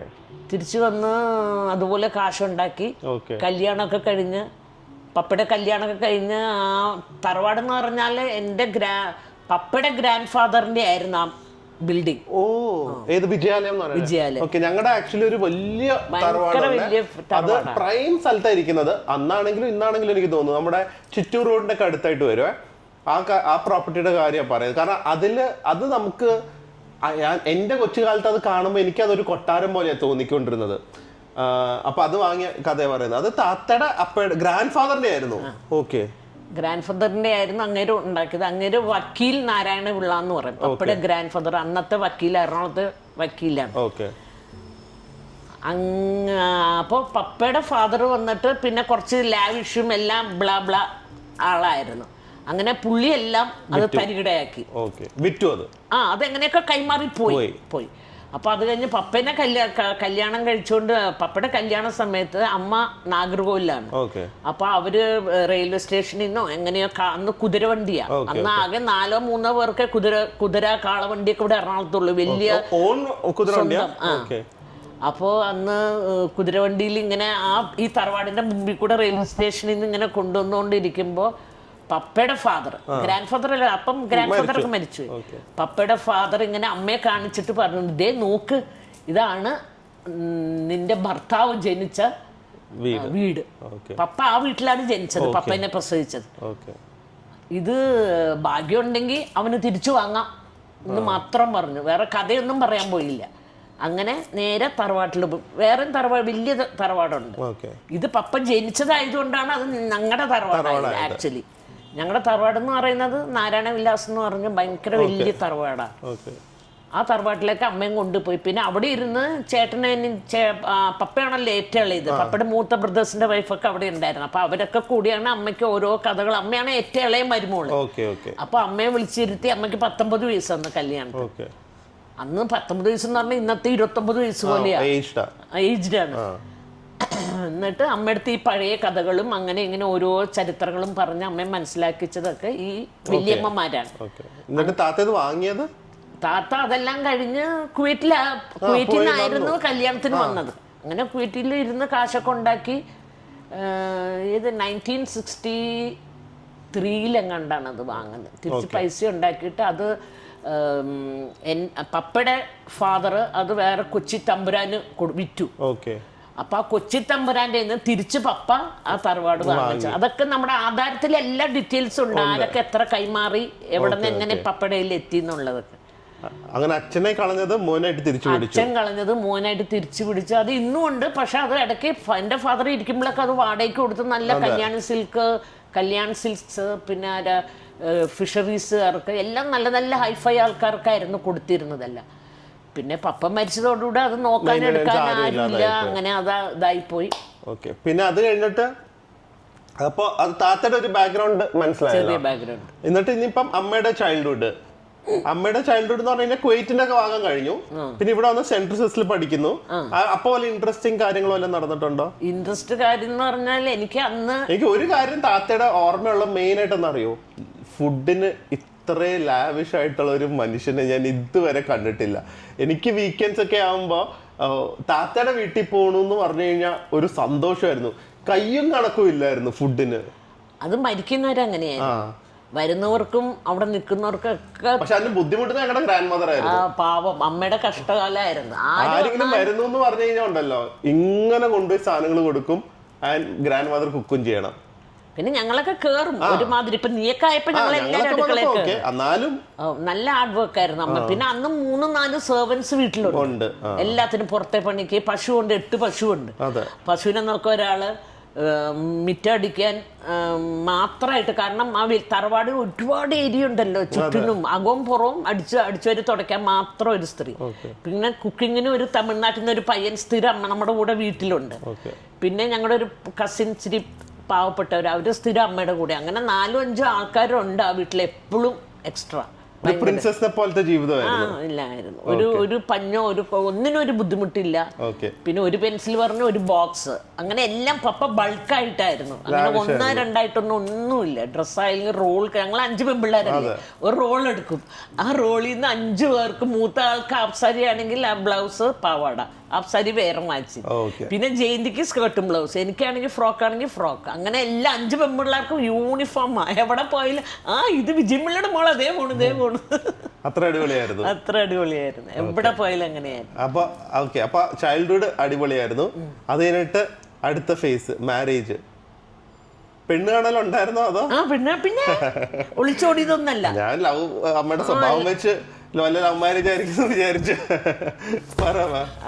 പെണ്ണ് കാണൽ എങ്ങനെയായിരുന്നു? പെണ്ണ് കാണൽ എന്തായിരുന്നു, അപ്പായ ഇങ്ങനെ ഓരോ വർഷം ഇടവിട്ടാണ്. 75 ഒരു കല്യാണം, 76 ഒരു കല്യാണം, അങ്ങനെ ഓരോ വർഷം ഓരോ കല്യാണമായിരുന്നു. അങ്ങനെ എൻ്റെ കല്യാണം വന്നപ്പോഴത്തേക്കും പയ്യന്മാരെയൊക്കെ നോക്കാൻ തുടങ്ങിയല്ലോ. നോക്കാൻ തുടങ്ങിയപ്പോൾ എൻ്റെ ഒരു കസിൻ സിസ്റ്ററാണ്, അപ്പാടെ കസിനാണ്. അപ്പൊ അങ്ങനെയാണ് അവര് ഈ ബന്ധം കൊണ്ടുവരുന്നത്. അപ്പൊ അപ്പാടത്ത് പറഞ്ഞപ്പോ അപ്പാടെ അവിടെ വെച്ചാൽ മൂത്ത മോന, പിന്നെ മൂത്തൊരു സിസ്റ്ററുണ്ട്, കല്യാണം കഴിഞ്ഞിരുന്നു എൻ്റെ കല്യാണ സമയത്ത്. പിന്നെ അപ്പ, പിന്നെ ഒരു ബ്രദറ്, പിന്നെ ഒരു സിസ്റ്റർ, 2 ആണ് 2 പെണ്ണുമായിരുന്നു. അപ്പൊ അപ്പ മൂത്ത മകനായപ്പോ അപ്പയ്ക്ക് ഭയങ്കര റെസ്പോൺസിബിലിറ്റീസ് കൂടുതലാണ്. അതെല്ലാം ഒന്നും ചെയ്തില്ലെങ്കിൽ അപ്പ എല്ലാം നോക്കിയും കണ്ടും ആ ഉള്ള പൈസ വെച്ച് ഫുൾ ഫാമിലിയെ സപ്പോർട്ട് ചെയ്യുമായിരുന്നു. അപ്പൊ അപ്പയ്ക്ക് അന്ന് 25 വയസ്സ് കല്യാണത്തിന്. അതും ആക്ച്വലി കുറച്ച് ഏജ്ഡ് അന്നത്തെ കാലത്ത് അല്ലേ? അല്ലല്ല, ആണുങ്ങളൊക്കെ അന്ന് 25, 26, 27 ഒക്കെയാണ്. അപ്പയുടെ കാലത്തൊന്നും 25 കെട്ടിയത്. എൻ്റെ അപ്പ കെട്ടിയത് എത്ര 30 വയസ്സിൽ, 31 വയസ്സിൽ. ആമ്പിള്ളേര് അന്ന് ഇന്നൊക്കെ 30. പക്ഷേ ഏജ് ഡിഫറൻസ് ഭയങ്കരമായിരിക്കും. വൈഫായിട്ട് 10, 11, 12 അങ്ങനെ ഡിഫറൻസ് ആണ്. അപ്പൊ അപ്പനെ ഇങ്ങനെ കല്യാണം ആലോചിക്കുന്നൊക്കെ പറഞ്ഞാൽ അവരെല്ലാരും കൂടെ അപ്പ നീ 25 വയസ്സായില്ല കെട്ടണം. അപ്പൊ ബാങ്കിൽ കയറിയുള്ളൂ, കുറച്ച് ആളായുള്ളൂ. അപ്പൊ പറഞ്ഞു ഇല്ല വേണ്ട, എനിക്കിപ്പോ കല്യാണമൊന്നും വേണ്ട, എൻ്റെ സിസ്റ്ററുണ്ട്, തീർത്തിട്ട് എന്താ പറയാ കല്യാണം മതി എന്ന് പറഞ്ഞു. അങ്ങനെ ഇവർക്കൊക്കെ പാരക്കൊക്കെ ഇങ്ങനെ പറഞ്ഞു, ഇങ്ങനെ എറണാകുളത്തെ ഇന്ന വീട്ടിലാണ്, അത് കാരണം അത് മിസ്സാക്കരുത്, കല്യാണം കഴിക്കണം എന്നൊക്കെ ഇങ്ങനെ പറഞ്ഞപ്പോൾ അപ്പോൾ പറഞ്ഞു ഓക്കെ. പക്ഷേ ഇവളുടെ കല്യാണം കഴിഞ്ഞിട്ട് മതി, അനീറ്റയുടെ കല്യാണം കഴിഞ്ഞിട്ട് എനിക്ക് ഭയങ്കര സ്റ്റേണായിട്ട് അപ്പം നിന്നു. പിന്നെ അപ്പാടെ അമ്മയും അച്ഛനൊക്കെ പറഞ്ഞു, എല്ലാവരും സിസ്റ്ററൊക്കെ കൂടെ പറഞ്ഞു ഏതായാലും ഓക്കെ നീ കെട്ടണ്ട, നീ പോയി ഏതായാലും പെണ്ണിനെ കാണും, എന്നിട്ട് കണ്ടിട്ട് വന്നിട്ട് പിന്നെ നമുക്ക് ബാക്കി ഫിക്സ് ചെയ്യാമല്ലോ എന്ന് പറഞ്ഞു. അങ്ങനെ അപ്പ ഇഷ്ടമല്ലാതെ എല്ലാവർക്കും വേണ്ടി എന്നും പറഞ്ഞുകൊണ്ട് ആലപ്പുഴയിലായിരുന്നല്ലോ, അവിടെ നിന്ന് വന്നു കഴിഞ്ഞപ്പോൾ ഞാനൊരു ചുമ്മാ ഒരു കോട്ടൺ സ്കേർട്ട് വീട്ടിൽ പാവാടയായിരുന്നു, പാവാടയും ഒരു ബ്ലൗസും. അപ്പം എനിക്ക് വന്ന് എന്താണ് കല്യാണം എന്നൊന്നും പറഞ്ഞാൽ അതിൻ്റെ സീരിയസ്നെസ്സോ അതിൻ്റെ എന്താ പറയുക ഒന്നും അറിയില്ലായിരുന്നു. അപ്പോൾ ഇങ്ങനെ പെട്ടെന്നാ പറഞ്ഞത് ഇപ്പോൾ ചെക്കൻ്റെ വീട്ടുകാരൊക്കെ വരും ഡ്രസ്സ് ചെയ്യാൻ പറഞ്ഞു. ഞാൻ പറഞ്ഞു ഞാൻ ഈ ഡ്രസ്സിലാണ് നിൽക്കുള്ളൂ, ഇതിൽ കണ്ട് ഇഷ്ടപ്പെട്ടിരുന്നവർ കെട്ടാൽ മതി എന്ന് പറഞ്ഞു. ഒന്നുമില്ല, കുളിച്ചിട്ട് ഇങ്ങനെ മുടിയും പിന്നി ഒരു പൊട്ടില്ല മഷിയില്ല ഒന്നുമില്ല, ഒരു പാവടയും ബ്ലൗസ്, ഒരു കോട്ടൺ പാവടയും ബ്ലൗസും. അങ്ങനെ അപ്പം ഒന്ന് കണ്ടു. ഞാൻ അപ്പായി നോക്കിയും പോലും ഇല്ല, അപ്പായി എന്നെ നോക്കിയില്ല. പിന്നെ ഞാനങ്ങോട്ട് പോകുമ്പോഴെങ്ങാനും നോക്കിക്കാണും കേട്ടോ. അപ്പം ബാക്കി വന്ന സിസ്റ്റേഴ്സും അവരുടെ കസിൻസ് ചിറ്റമാരൊക്കെ ഉണ്ടായിരുന്നു, അവരൊക്കെ നോക്കി അവർക്ക് ഇഷ്ടപ്പെട്ടു. ഉടനെ കാപ്പിയൊക്കെ കാപ്പി കൊണ്ട് കൊടുത്തു, വരച്ച് കൈ ഇങ്ങനെ സിനിമ സിനിമ. ഞങ്ങളിപ്പോ അപ്പൊ ഭയങ്കര സ്ട്രിക്റ്റ് ആയിരുന്നു, ഒരുത്തരുടെ മുമ്പിൽ ഞങ്ങളെ വിടൂല. ഹിറ്റ്ലർ തന്നെ സെയിം, അതിലും സീരിയസ് ഹിറ്റ്ലർ. സെക്കൻഡ് ഷോ സിനിമയ്ക്ക് കൊണ്ടുപോകുള്ളൂ, അപ്പൊ ആരും കാണൂലല്ലോ രാത്രി ആയതുകൊണ്ട്. പിന്നെ അംബാസിഡർ കാറായിരുന്നല്ലോ, അതില് ഈ കൂളിംഗ് എന്താ പറയുക കൂളിംഗ് പേപ്പർ ഒട്ടിച്ചിട്ട് അത് ഡാർക്ക് ബ്ലാക്ക് പോലത്തെ, അതെല്ലാം 4 സൈഡിൽ ഇടിപ്പിക്കും. അപ്പൊ ആരും ഗുഹയെ പോലെ ഇങ്ങനെ എല്ലാം കൂടെ 5 എണ്ണത്തിനെ കണ്ടിക്കയറ്റി അമ്മ 6 ഞങ്ങൾ എല്ലാവരും ഭയങ്കര സ്ട്രിക്റ്റ് ആയിരുന്നു. കസിൻ ബ്രദേഴ്സിന്റെ അടുത്തൊന്നും മിണ്ടാൻ പാടില്ല. ഭയങ്കര വല്യച്ഛന്റെ മക്കളൊക്കെ വരുവേ, അവർക്ക് ഞങ്ങളെല്ലാം ഗുണ്ടു പോലെ ഇരിക്കുന്ന കാരണം അവർക്കൊക്കെ ഞങ്ങളെ ഇളയതല്ലേ എൻ്റെ ഫാദർ, ഭയങ്കര ഇഷ്ടമായിരുന്നു. എന്നിട്ട് ഇവർ പപ്പ സ്കൂട്ടറിൽ ഒരു ഇറ്റാലിയൻ ലാംബട്ടറി ഉണ്ട്, ആ സ്കൂട്ടറിൽ സ്റ്റാർട്ട് ചെയ്ത് ഒച്ച കേൾക്കുമ്പോഴാണ് ഇവർ 4 വർഷം കസിൻ ബ്രദേഴ്സൊക്കെ ഓടി വരും. എന്നിട്ട് ഞങ്ങളുടെ കൂടെ ഇരുന്ന് ഭയങ്കര ബഹളമാണ്. അന്നൊക്കെ എനിക്ക് എത്ര 9, 10, 11 വയസ്സൊക്കെ ഉള്ളൂ. പെണ്ണ് കാണലെന്ന് പറഞ്ഞു. എന്നിട്ട് പെണ്ണ് കണ്ടു, എന്നിട്ട് അപ്പ പോയി. എന്നിട്ട് കാപ്പിയൊക്കെ കുടിച്ച് പോകുന്ന സമയത്ത് ഞാൻ പതുക്കെ ആളെ ഫിഗറെങ്കിലും കാണണ്ടേ, ബെഡ്റൂമിൽ പോയിട്ട് കർട്ടൻ മാറ്റി ഇങ്ങനെ ഓട്ടയിൽ കൂടെ നോക്കി ആൾ. അപ്പോൾ ഒരു ബാക്ക് സൈഡ് ഇങ്ങനെ കണ്ടു, അത് തന്നെ. ഫേസും പോലും ഞാൻ കണ്ടിട്ടില്ല, ഒന്നും കണ്ടില്ല അങ്ങനെയൊന്നും. പിന്നെ അന്നൊന്നും നമുക്ക് എനിക്ക് ഇഷ്ടപ്പെട്ടില്ല, എനിക്ക് ഇങ്ങനെ റൈറ്റ് ഒന്നുമില്ല. പാരന്റ്സ് കൊണ്ടുവരും, നമ്മളെ അക്സെപ്റ്റ് ചെയ്യും. അപ്പൊ ഞങ്ങളുടെയൊക്കെ വിശ്വാസം മക്കളുടെ നാശത്തിന് ഒരിക്കലും അച്ഛനമ്മമാർ ചെയ്യില്ലല്ലോ. അങ്ങനെയായിരുന്നു ഞങ്ങളുടെ എല്ലാവരുടെയും കല്യാണം, എക്സെപ്റ്റ് എല്ലാവരുടെ 5 പേരുടെ അങ്ങനെയായിരുന്നു. പപ്പയുടെ ഇഷ്ടപ്രകാരം. പിന്നെ പപ്പ സൗന്ദര്യത്തിന് ഒരു ഇമ്പോർട്ടൻസും കൊടുക്കത്തില്ല, ക്വാളിഫിക്കേഷൻ മാത്രം നോക്കിയാണ് 5 പെൺപിള്ളേരെ കല്യാണം കഴിച്ചത്. അങ്ങനെ അപ്പൊ ഞാനും ഇടയ്ക്ക് എന്താ പറയാ കല്യാണമൊക്കെ കഴിഞ്ഞ് ആലപ്പിയിലേക്ക് പോയി. അവിടെ 6 വർഷം അവിടെയും ജോയിന്റ് ഫാമിലി ആയിരുന്നു, എല്ലാവരും ഉണ്ടായിരുന്നു. ഇളയ സിസ്റ്റർ കല്യാണം കഴിഞ്ഞിട്ടില്ല, ഞാനും ഇളയ സിസ്റ്ററും തമ്മിൽ 2 വയസ്സ് വ്യത്യാസം, എങ്ങറാണ് അവിടെ. അങ്ങനെ എല്ലാവരും കൂടെ അവിടെ എങ്ങനെയൊക്കെയോ കഴിഞ്ഞ് കുറച്ച് ടഫ് ടൈം ആയിരുന്നു. കാരണം ഞാനിവിടെ ഭയങ്കര എക്സ്ട്രീം ലൈഫായിരുന്നു, നമുക്കൊന്നും ചെയ്യണ്ട, എല്ലാത്തിനും അങ്ങനെയായിരുന്നു. അങ്ങനെ സെർവന്റും പോലും ഒന്നും ഇല്ലായിരുന്നു. പിന്നെ സെർവന്റിനെ നിർത്തിയത്. പക്ഷെ എനിക്ക് അതൊന്നും ഇപ്പം ആലോചിച്ചപ്പോൾ ഞാൻ അതൊക്കെ എങ്ങനെ ചെയ്തു എന്ന് എനിക്ക് ആലോചിക്കും. നല്ല മൂത്ത മരുമോളല്ല, അപ്പോൾ റെസ്പോൺസിബിലിറ്റി എനിക്കും കൂടുതലായിരുന്നു. അങ്ങനെ ഒരു മുഖം കറുപ്പിക്കലില്ലാതെ, ഒരു വിഷമമില്ലാതെ, കുറ്റം പറയാതെ, പരാതി പറയാതെ. ആക്ച്വലി ആ ഒരു ഫേസ് എന്ന് പറഞ്ഞു കഴിഞ്ഞാൽ എനിക്ക് തോന്നുന്നു ഈ ആലപ്പിയില് കല്യാണം കഴിഞ്ഞിട്ട് അമ്മ പോയ 6 ഇയേഴ്സ് കൂടെ താമസിച്ചു. അവിടെ 6 ഇയേഴ്സ് താമസിച്ചത് ആക്ച്വലി വൺ ഓഫ് ദ അമ്മയുടെ ലൈഫിൽ വന്നത് ഡാർക്കസ്റ്റ് ഫേസ് ആണ്. പിന്നെ അതിനെക്കുറിച്ച് നമുക്ക് ഡീറ്റെയിൽ ആയി പറയണ്ട, നമുക്ക് ഇതിൽ പോസിറ്റീവ് ആസ്പെക്ട്സ് മാത്രം പറയാമെന്ന് വിചാരിച്ചിട്ടാണ്. But just remind, it's like നമ്മൾ സങ്കല്പിക്കാൻ പറ്റുന്ന എത്രയാണോ അതിന്റെ ഒരു 10 ടൈംസ് ആണ് സിനിമ സ്റ്റോറീസ് ഒക്കെ കാട്ടി ഇതാണ്. സോ അതിനെക്കുറിച്ച് നമ്മൾ അപ്പൊ അധികം പറയുന്നില്ല. ബട്ട് 6 ഇയേഴ്സ് അമ്മ അവിടുന്ന് കഴിഞ്ഞിട്ടാണ് എറണാകുളത്തേക്ക് അപ്പോഴേക്ക് യൂണിയൻ ബാങ്കിലായിരുന്നല്ലോ, അങ്ങനെ കണ്ണമാലിയിലോട്ട് ട്രാൻസ്ഫർ ആവുന്നത്. ഓക്കെ, കണ്ണമാലിയിലേക്ക് ട്രാൻസ്ഫർ ആവുന്നത്. അങ്ങനെയാണ് ഞാൻ. അപ്പൊ ധന്യക്ക് 3 വയസ്സ്. ഓക്കെ, അന്ന് ആണോ നമ്മൾ സിന്ധ്യ കോട്ടേജ്? അല്ല, ഫസ്റ്റ് വന്ന വീടാണോ? ഫസ്റ്റ് വന്ന ആ വീടാണ് സൗത്തില് സിന്ധ്യ കോട്ടേജ്. ആ വീട് എനിക്ക് ഇപ്പോഴും ചെറുതായിട്ട് ഓർമ്മയുണ്ട്. അത് നമ്മുടെ സൗത്ത് ബ്രിഡ്ജ് ഇല്ലേ, ഇപ്പൊ നമ്മുടെ മനോരമ സൈഡിൽ നിന്ന് പോവാണെങ്കിൽ സൗത്ത് ബ്രിഡ്ജിന്റെ റൈറ്റ് സൈഡിൽ ഒരു കാസൽ റോക്ക് എന്നൊക്കെ പറഞ്ഞ ഹോട്ടലുണ്ട്. അത് കഴിഞ്ഞ ഒരു കൊച്ചട വഴി, കാറൊന്നും പോവില്ല, ഇപ്പോഴും കാർ പോവില്ല എന്ന് തോന്നുന്നു. സ്കൂൾ അല്ല അങ്ങനെ എന്തോ ഇല്ലേ? ഇല്ല. ഓക്കെ, സൈഡില് ഇങ്ങനെ ഒരു ചെറിയ വഴിയുണ്ട്. അവിടെ ഒരു വീട്ടിലായിരുന്നു നമ്മുടെ സിന്ധ്യ കോട്ടേജ്. ഫ്ലാറ്റ് ആയിരുന്നു, ഒരു വീട് പോലെ. ഒരു വീടിന്റെ 4 വീട്, മേളിലും ഇവിടെ 2 ഇപ്പുറത്ത് 2, 4 വീട്. അവിടെയായിരുന്നു ഫസ്റ്റ് എറണാകുളത്ത് വന്നത്. ഞാൻ അവിടെ ജനിച്ചെന്ന് തോന്നുന്നു അല്ലേ? നീ അവിടെ വെച്ചാണ് നീ ജനിച്ചത്. അപ്പൊ ധന്യക്ക് 3 വയസ്സ് ഞാൻ ആ ഫ്ലാറ്റിൽ വരുമ്പോ. ഓക്കെ, അപ്പൊ അമ്മ അത് ആ ടൈമിൽ ഓക്കെ, അപ്പയുടെ കഥ നമ്മൾ പറയുന്നില്ല, അമ്മയുടെ ഫോക്കസ് ചെയ്യുന്നത്. പക്ഷെ അപ്പ ബാങ്കിൽ വർക്ക് ചെയ്യുന്നു. അമ്മ എങ്ങനെ ഇപ്പൊ ജോലി ഫസ്റ്റ് പോയ ജോബ് എന്ന് പറഞ്ഞാല് ധന്യക്ക് 3 വയസ്സുള്ളപ്പോ ഇവിടെ വന്നല്ലോ. ധന്യയും നീ തമ്മിൽ 5.25 വയസ്സിന്റെ വ്യത്യാസമുണ്ട്. അപ്പൊ ധന്യക്ക് 3 ഇയേഴ്സ് എന്ന് പറഞ്ഞപ്പോ അവളെ KG വിട്ടു. KG വിട്ട് കഴിഞ്ഞപ്പോഴത്തേക്കും അപ്പൊ കുറച്ച് ടഫ് ടൈം ആണല്ലോ, ഫൈനാൻഷ്യലി പാടാണ്. അപ്പൊ അപ്പയുടെ ഫാമിലി നോക്കണം, ഇതും നോക്കണം, എല്ലാം കൂടെ നോക്കണം. പക്ഷെ എന്റെ പപ്പയുടെ ഭയങ്കര ഒരു സപ്പോർട്ട് എനിക്ക് ഉണ്ടായിരുന്നു. എന്റെ ഫാമിലിക്ക് എല്ലാം ഭയങ്കര ഹെൽപ്ഫുൾ ആയിരുന്നു. എന്റെ സ്കൂൾ ഫീസ് ഒക്കെ കുറെ തവണ താത്തയാണ് അടയ്ക്കാൻ ഹെൽപ്പ് ചെയ്തതും അടച്ചതും. അല്ലെങ്കിൽ താത്തയുടെ നമ്മളോട് പറയാതെ തന്നെ റെസ്പോൺസിബിലിറ്റി പോലെ താത്ത ചെയ്യുമായിരുന്നു. സിറ്റുവേഷൻ നോക്കിയിട്ട് ഹെൽപ്പ് ചെയ്യുന്ന ഒരു നേച്ചർ, നമ്മൾ പറയേണ്ട ആവശ്യമില്ല. അപ്പൊ അന്ന് നാട്ടില് ഞാനില്ലുള്ളൂ. മൂത്ത സിസ്റ്റർ കുവൈറ്റില്, ജയന്തി നൈജീരിയയില്, ഞാൻ നാട്ടില്. പിന്നെ അത് കഴിഞ്ഞ് എന്റെ സിസ്റ്റർ ബോംബെയില്, ഇളയ സിസ്റ്റർ കാനഡയില്, വേറെ. അപ്പൊ ഞാൻ മാത്രമേ ഉള്ളായിരുന്നു നാട്ടില്. പിന്നെ കുറച്ചാളും ജയന്തി ഉണ്ടായിരുന്നു. സ്കൂളില് അങ്ങനെ ഇരുന്നപ്പോ ഞാൻ പറഞ്ഞു, എങ്ങനെ ഒരു പേപ്പറിൽ അഡ്വർടൈസ്മെന്റ് ഇങ്ങനെ TTCയുടെ കോഴ്സ് ഇങ്ങനെ സൗത്ത് ഓവർ ബ്രിഡ്ജിന്റെ അടുത്ത് ഉണ്ടെന്നൊക്കെ പറഞ്ഞ് സ്റ്റുഡൻസിനെ ഇൻവൈറ്റ് ചെയ്യുന്ന, എന്താ പറയാ, ന്യൂ അക്കാഡമിക് ഇയർ തുടങ്ങുന്നതിന്റെ. അപ്പൊ ഞാനിങ്ങനെ നോക്കിയപ്പോ എനിക്ക് ആ ഏരിയ ഒന്നും അറിയില്ലല്ലോ. പിന്നെ അങ്ങനെ തപ്പി വന്നപ്പോ നമ്മുടെ ബ്രിഡ്ജിന്റെ ഈ സൈഡിൽ ഞാൻ, മറ്റേ സൈഡിൽ ആ കോളേജ്. അപ്പൊ ഞാൻ അപ്പാടത്ത് ചോദിച്ചു, ഞാൻ പഠിക്കാൻ പൊയ്ക്കോട്ടെ? ട്രെയിനിങ്ങിന് 1 year ഉള്ളൂ. 1 year ഇല്ല, 10 months. ഈ സ്കൂളൊക്കെ പോലെ തന്നെ, ഡിപ്ലോമയൊക്കെ പോലെ അല്ല, നമ്മുടെ സ്കൂളില് 12 months ഇല്ലല്ലോ, ഹോളിഡേസ് അത് ഇതൊക്കെ വരുമല്ലോ. അതേപോലെ അപ്പോ പ്രോപ്പർ കോഴ്സാണ്, 1 year കോഴ്സ് എന്നാ പറയാ. പക്ഷെ 10 months കണ്ടേ ഉള്ളൂ. അങ്ങനെ അപ്പായിക്കും വലിയ ബുദ്ധിമുട്ടായിരുന്നു. വേണ്ടെന്ന് പറയാൻ പറ്റത്തില്ല, പോകുന്നും പറയാൻ പറ്റത്തില്ല, അതിനും ഫീസൊക്കെ ആവുമല്ലോ. അപ്പൊ ഞാൻ പറഞ്ഞു സാരല്ല, എങ്ങനെയെങ്കിലും നമുക്ക് അത് ഇൻസ്റ്റാൾമെന്റ് ആയിട്ട് കൊടുത്താൽ മതി. ഫീസ് ഒരുമിച്ച് ഇന്നത്തെ പോലെ ഇന്നും കുറെ എല്ലാവരുടെയും ഇൻസ്റ്റാൾമെന്റ് അല്ലേ. അപ്പൊ എങ്ങനെയൊക്കെയോ അങ്ങനെ ഞാൻ തപ്പിപ്പിടിച്ച് ഒരുപാട് അപ്പടുത്ത് പറഞ്ഞു, ഞാൻ പഠിച്ചു. ഇപ്പൊ നീ പഠിച്ചു കഴിഞ്ഞാൽ നീ ജോലിക്ക് പോകുമോ, നിനക്ക് അവിടെ നിന്ന് ജോലി കിട്ടും, ഇതൊക്കെ പറഞ്ഞു, അങ്ങനെയൊക്കെ പറഞ്ഞു. ഞാൻ പറഞ്ഞു ഞാൻ ജോലിക്ക് പോയിരിക്കും എന്ന് പറഞ്ഞ് അങ്ങനെ നിർബന്ധമായിട്ട് പറഞ്ഞ്. അപ്പൊ വലിയ ടെൻഷനോടുകൂടിയാണ് എന്നെ പറഞ്ഞു വിടുന്നത്. അപ്പൊ ധന്യ സ്കൂളിൽ വിടണം. ഇത് പക്ഷെ ഒരു സൗകര്യം എന്താ വെച്ചാൽ 10 to 1 ഉള്ളൂ.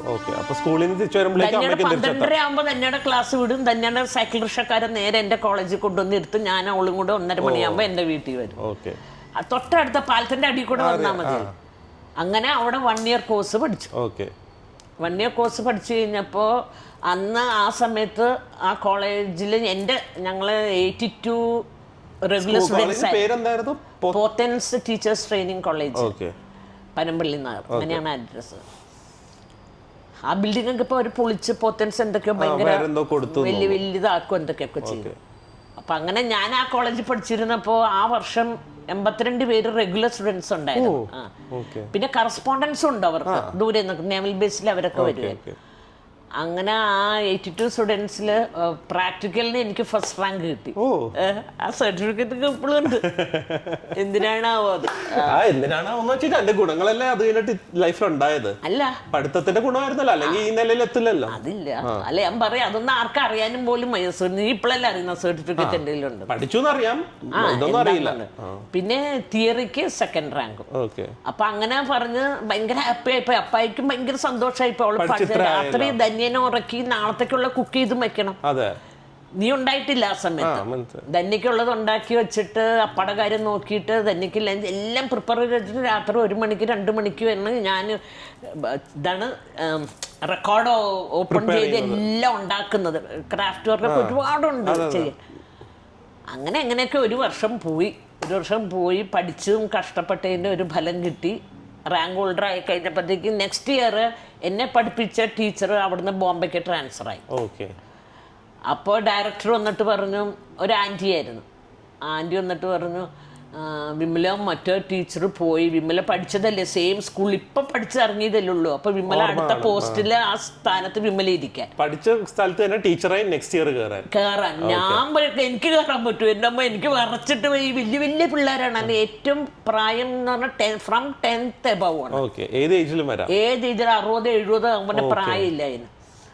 ഞാൻ പറഞ്ഞു ആൻറ്റി എനിക്ക് ഭയങ്കര പേടി, ഒരാളെ കൊച്ചുങ്ങളെ ABCD പഠിപ്പിക്കുന്ന പോലെ അല്ലല്ലോ എന്ന് പറഞ്ഞു. അല്ല വിമലയ്ക്ക് പറ്റും, ഇത്ര മിടുക്കിയായിട്ടൊക്കെ പാസ്സായില്ലേ, ബാ എന്ന് പറഞ്ഞു. ആൻറ്റി ഞാൻ അപ്പുറത്ത് പറഞ്ഞപ്പോൾ അപ്പ പറഞ്ഞു നിനക്ക് കോൺഫിഡൻ്റ് ആണെങ്കിൽ നീ പൊയ്ക്കോ, എന്നെ പറയരുതെന്ന് പറഞ്ഞു. ഞാൻ പറഞ്ഞു ഞാൻ ഒട്ടും കോൺഫിഡൻ്റ് അല്ല, ഞാൻ നെർവസ് ആവും എന്ന് പറഞ്ഞു. പിന്നെ അങ്ങനെ ആൻറ്റിക്ക് ഫോൺ ചെയ്ത് പറഞ്ഞു, ആൻറ്റി ഞാൻ വരുന്നില്ല, എനിക്ക് പേടിയാന്ന്. ഒരു ദിവസം ഞാൻ നോക്കിയപ്പോൾ ആൻറ്റിയുടെ മോളെല്ലാം കൂടെ സിന്ധ്യ കോട്ടേജിൽ വന്നിട്ട് ഒരുപാട് റിക്വസ്റ്റ് ചെയ്തു, വിമല ഒന്ന് ഞങ്ങളൊക്കെ സപ്പോർട്ട് ചെയ്യാൻ വന്നാൽ മതി എന്നൊക്കെ പറഞ്ഞ് അറച്ച് പറഞ്ഞു. അപ്പം എനിക്ക് ആ ലൈല മിസ് എന്ന് പറഞ്ഞ അന്ന് എൻ്റെ ഒപ്പം പോത്തൻസിൽ പഠിപ്പിച്ചോണ്ട് നിന്നെ വിളിച്ചിട്ട് പറഞ്ഞല്ലോ, അത് വേറെ സൈക്കോളജി ഒക്കെ പഠിപ്പിക്കുന്ന മിസ്സായിരുന്നു. അങ്ങനെ ഞങ്ങൾ എനിക്ക് വളരെ ഹെൽപ്ഫുള്ളായിരുന്നു. അവരെല്ലാം ഡയറക്റ്റ് ചെയ്തൊക്കെ തന്ന്, പിന്നെ പ്രിപ്പയർ ഒക്കെ ചെയ്യണം, കുറച്ച് ഒരുപാടൊന്നും വേണ്ട.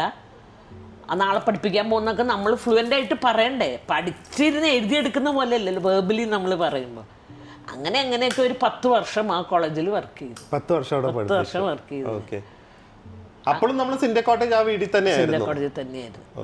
അത് കഴിഞ്ഞിട്ട് എനിക്ക് പിന്നെ ഓർമ്മയുള്ളത്, എൻ്റെ കൊച്ചുകാലത്ത് ഞങ്ങൾ കുറച്ചു കാലം അവിടെ നിന്ന് മാറിയിട്ട് വേറൊരു വീട്ടിൽ താമസിച്ചിരുന്നു, സൗബർണിക എന്ന് പറഞ്ഞ വീട്ടില്.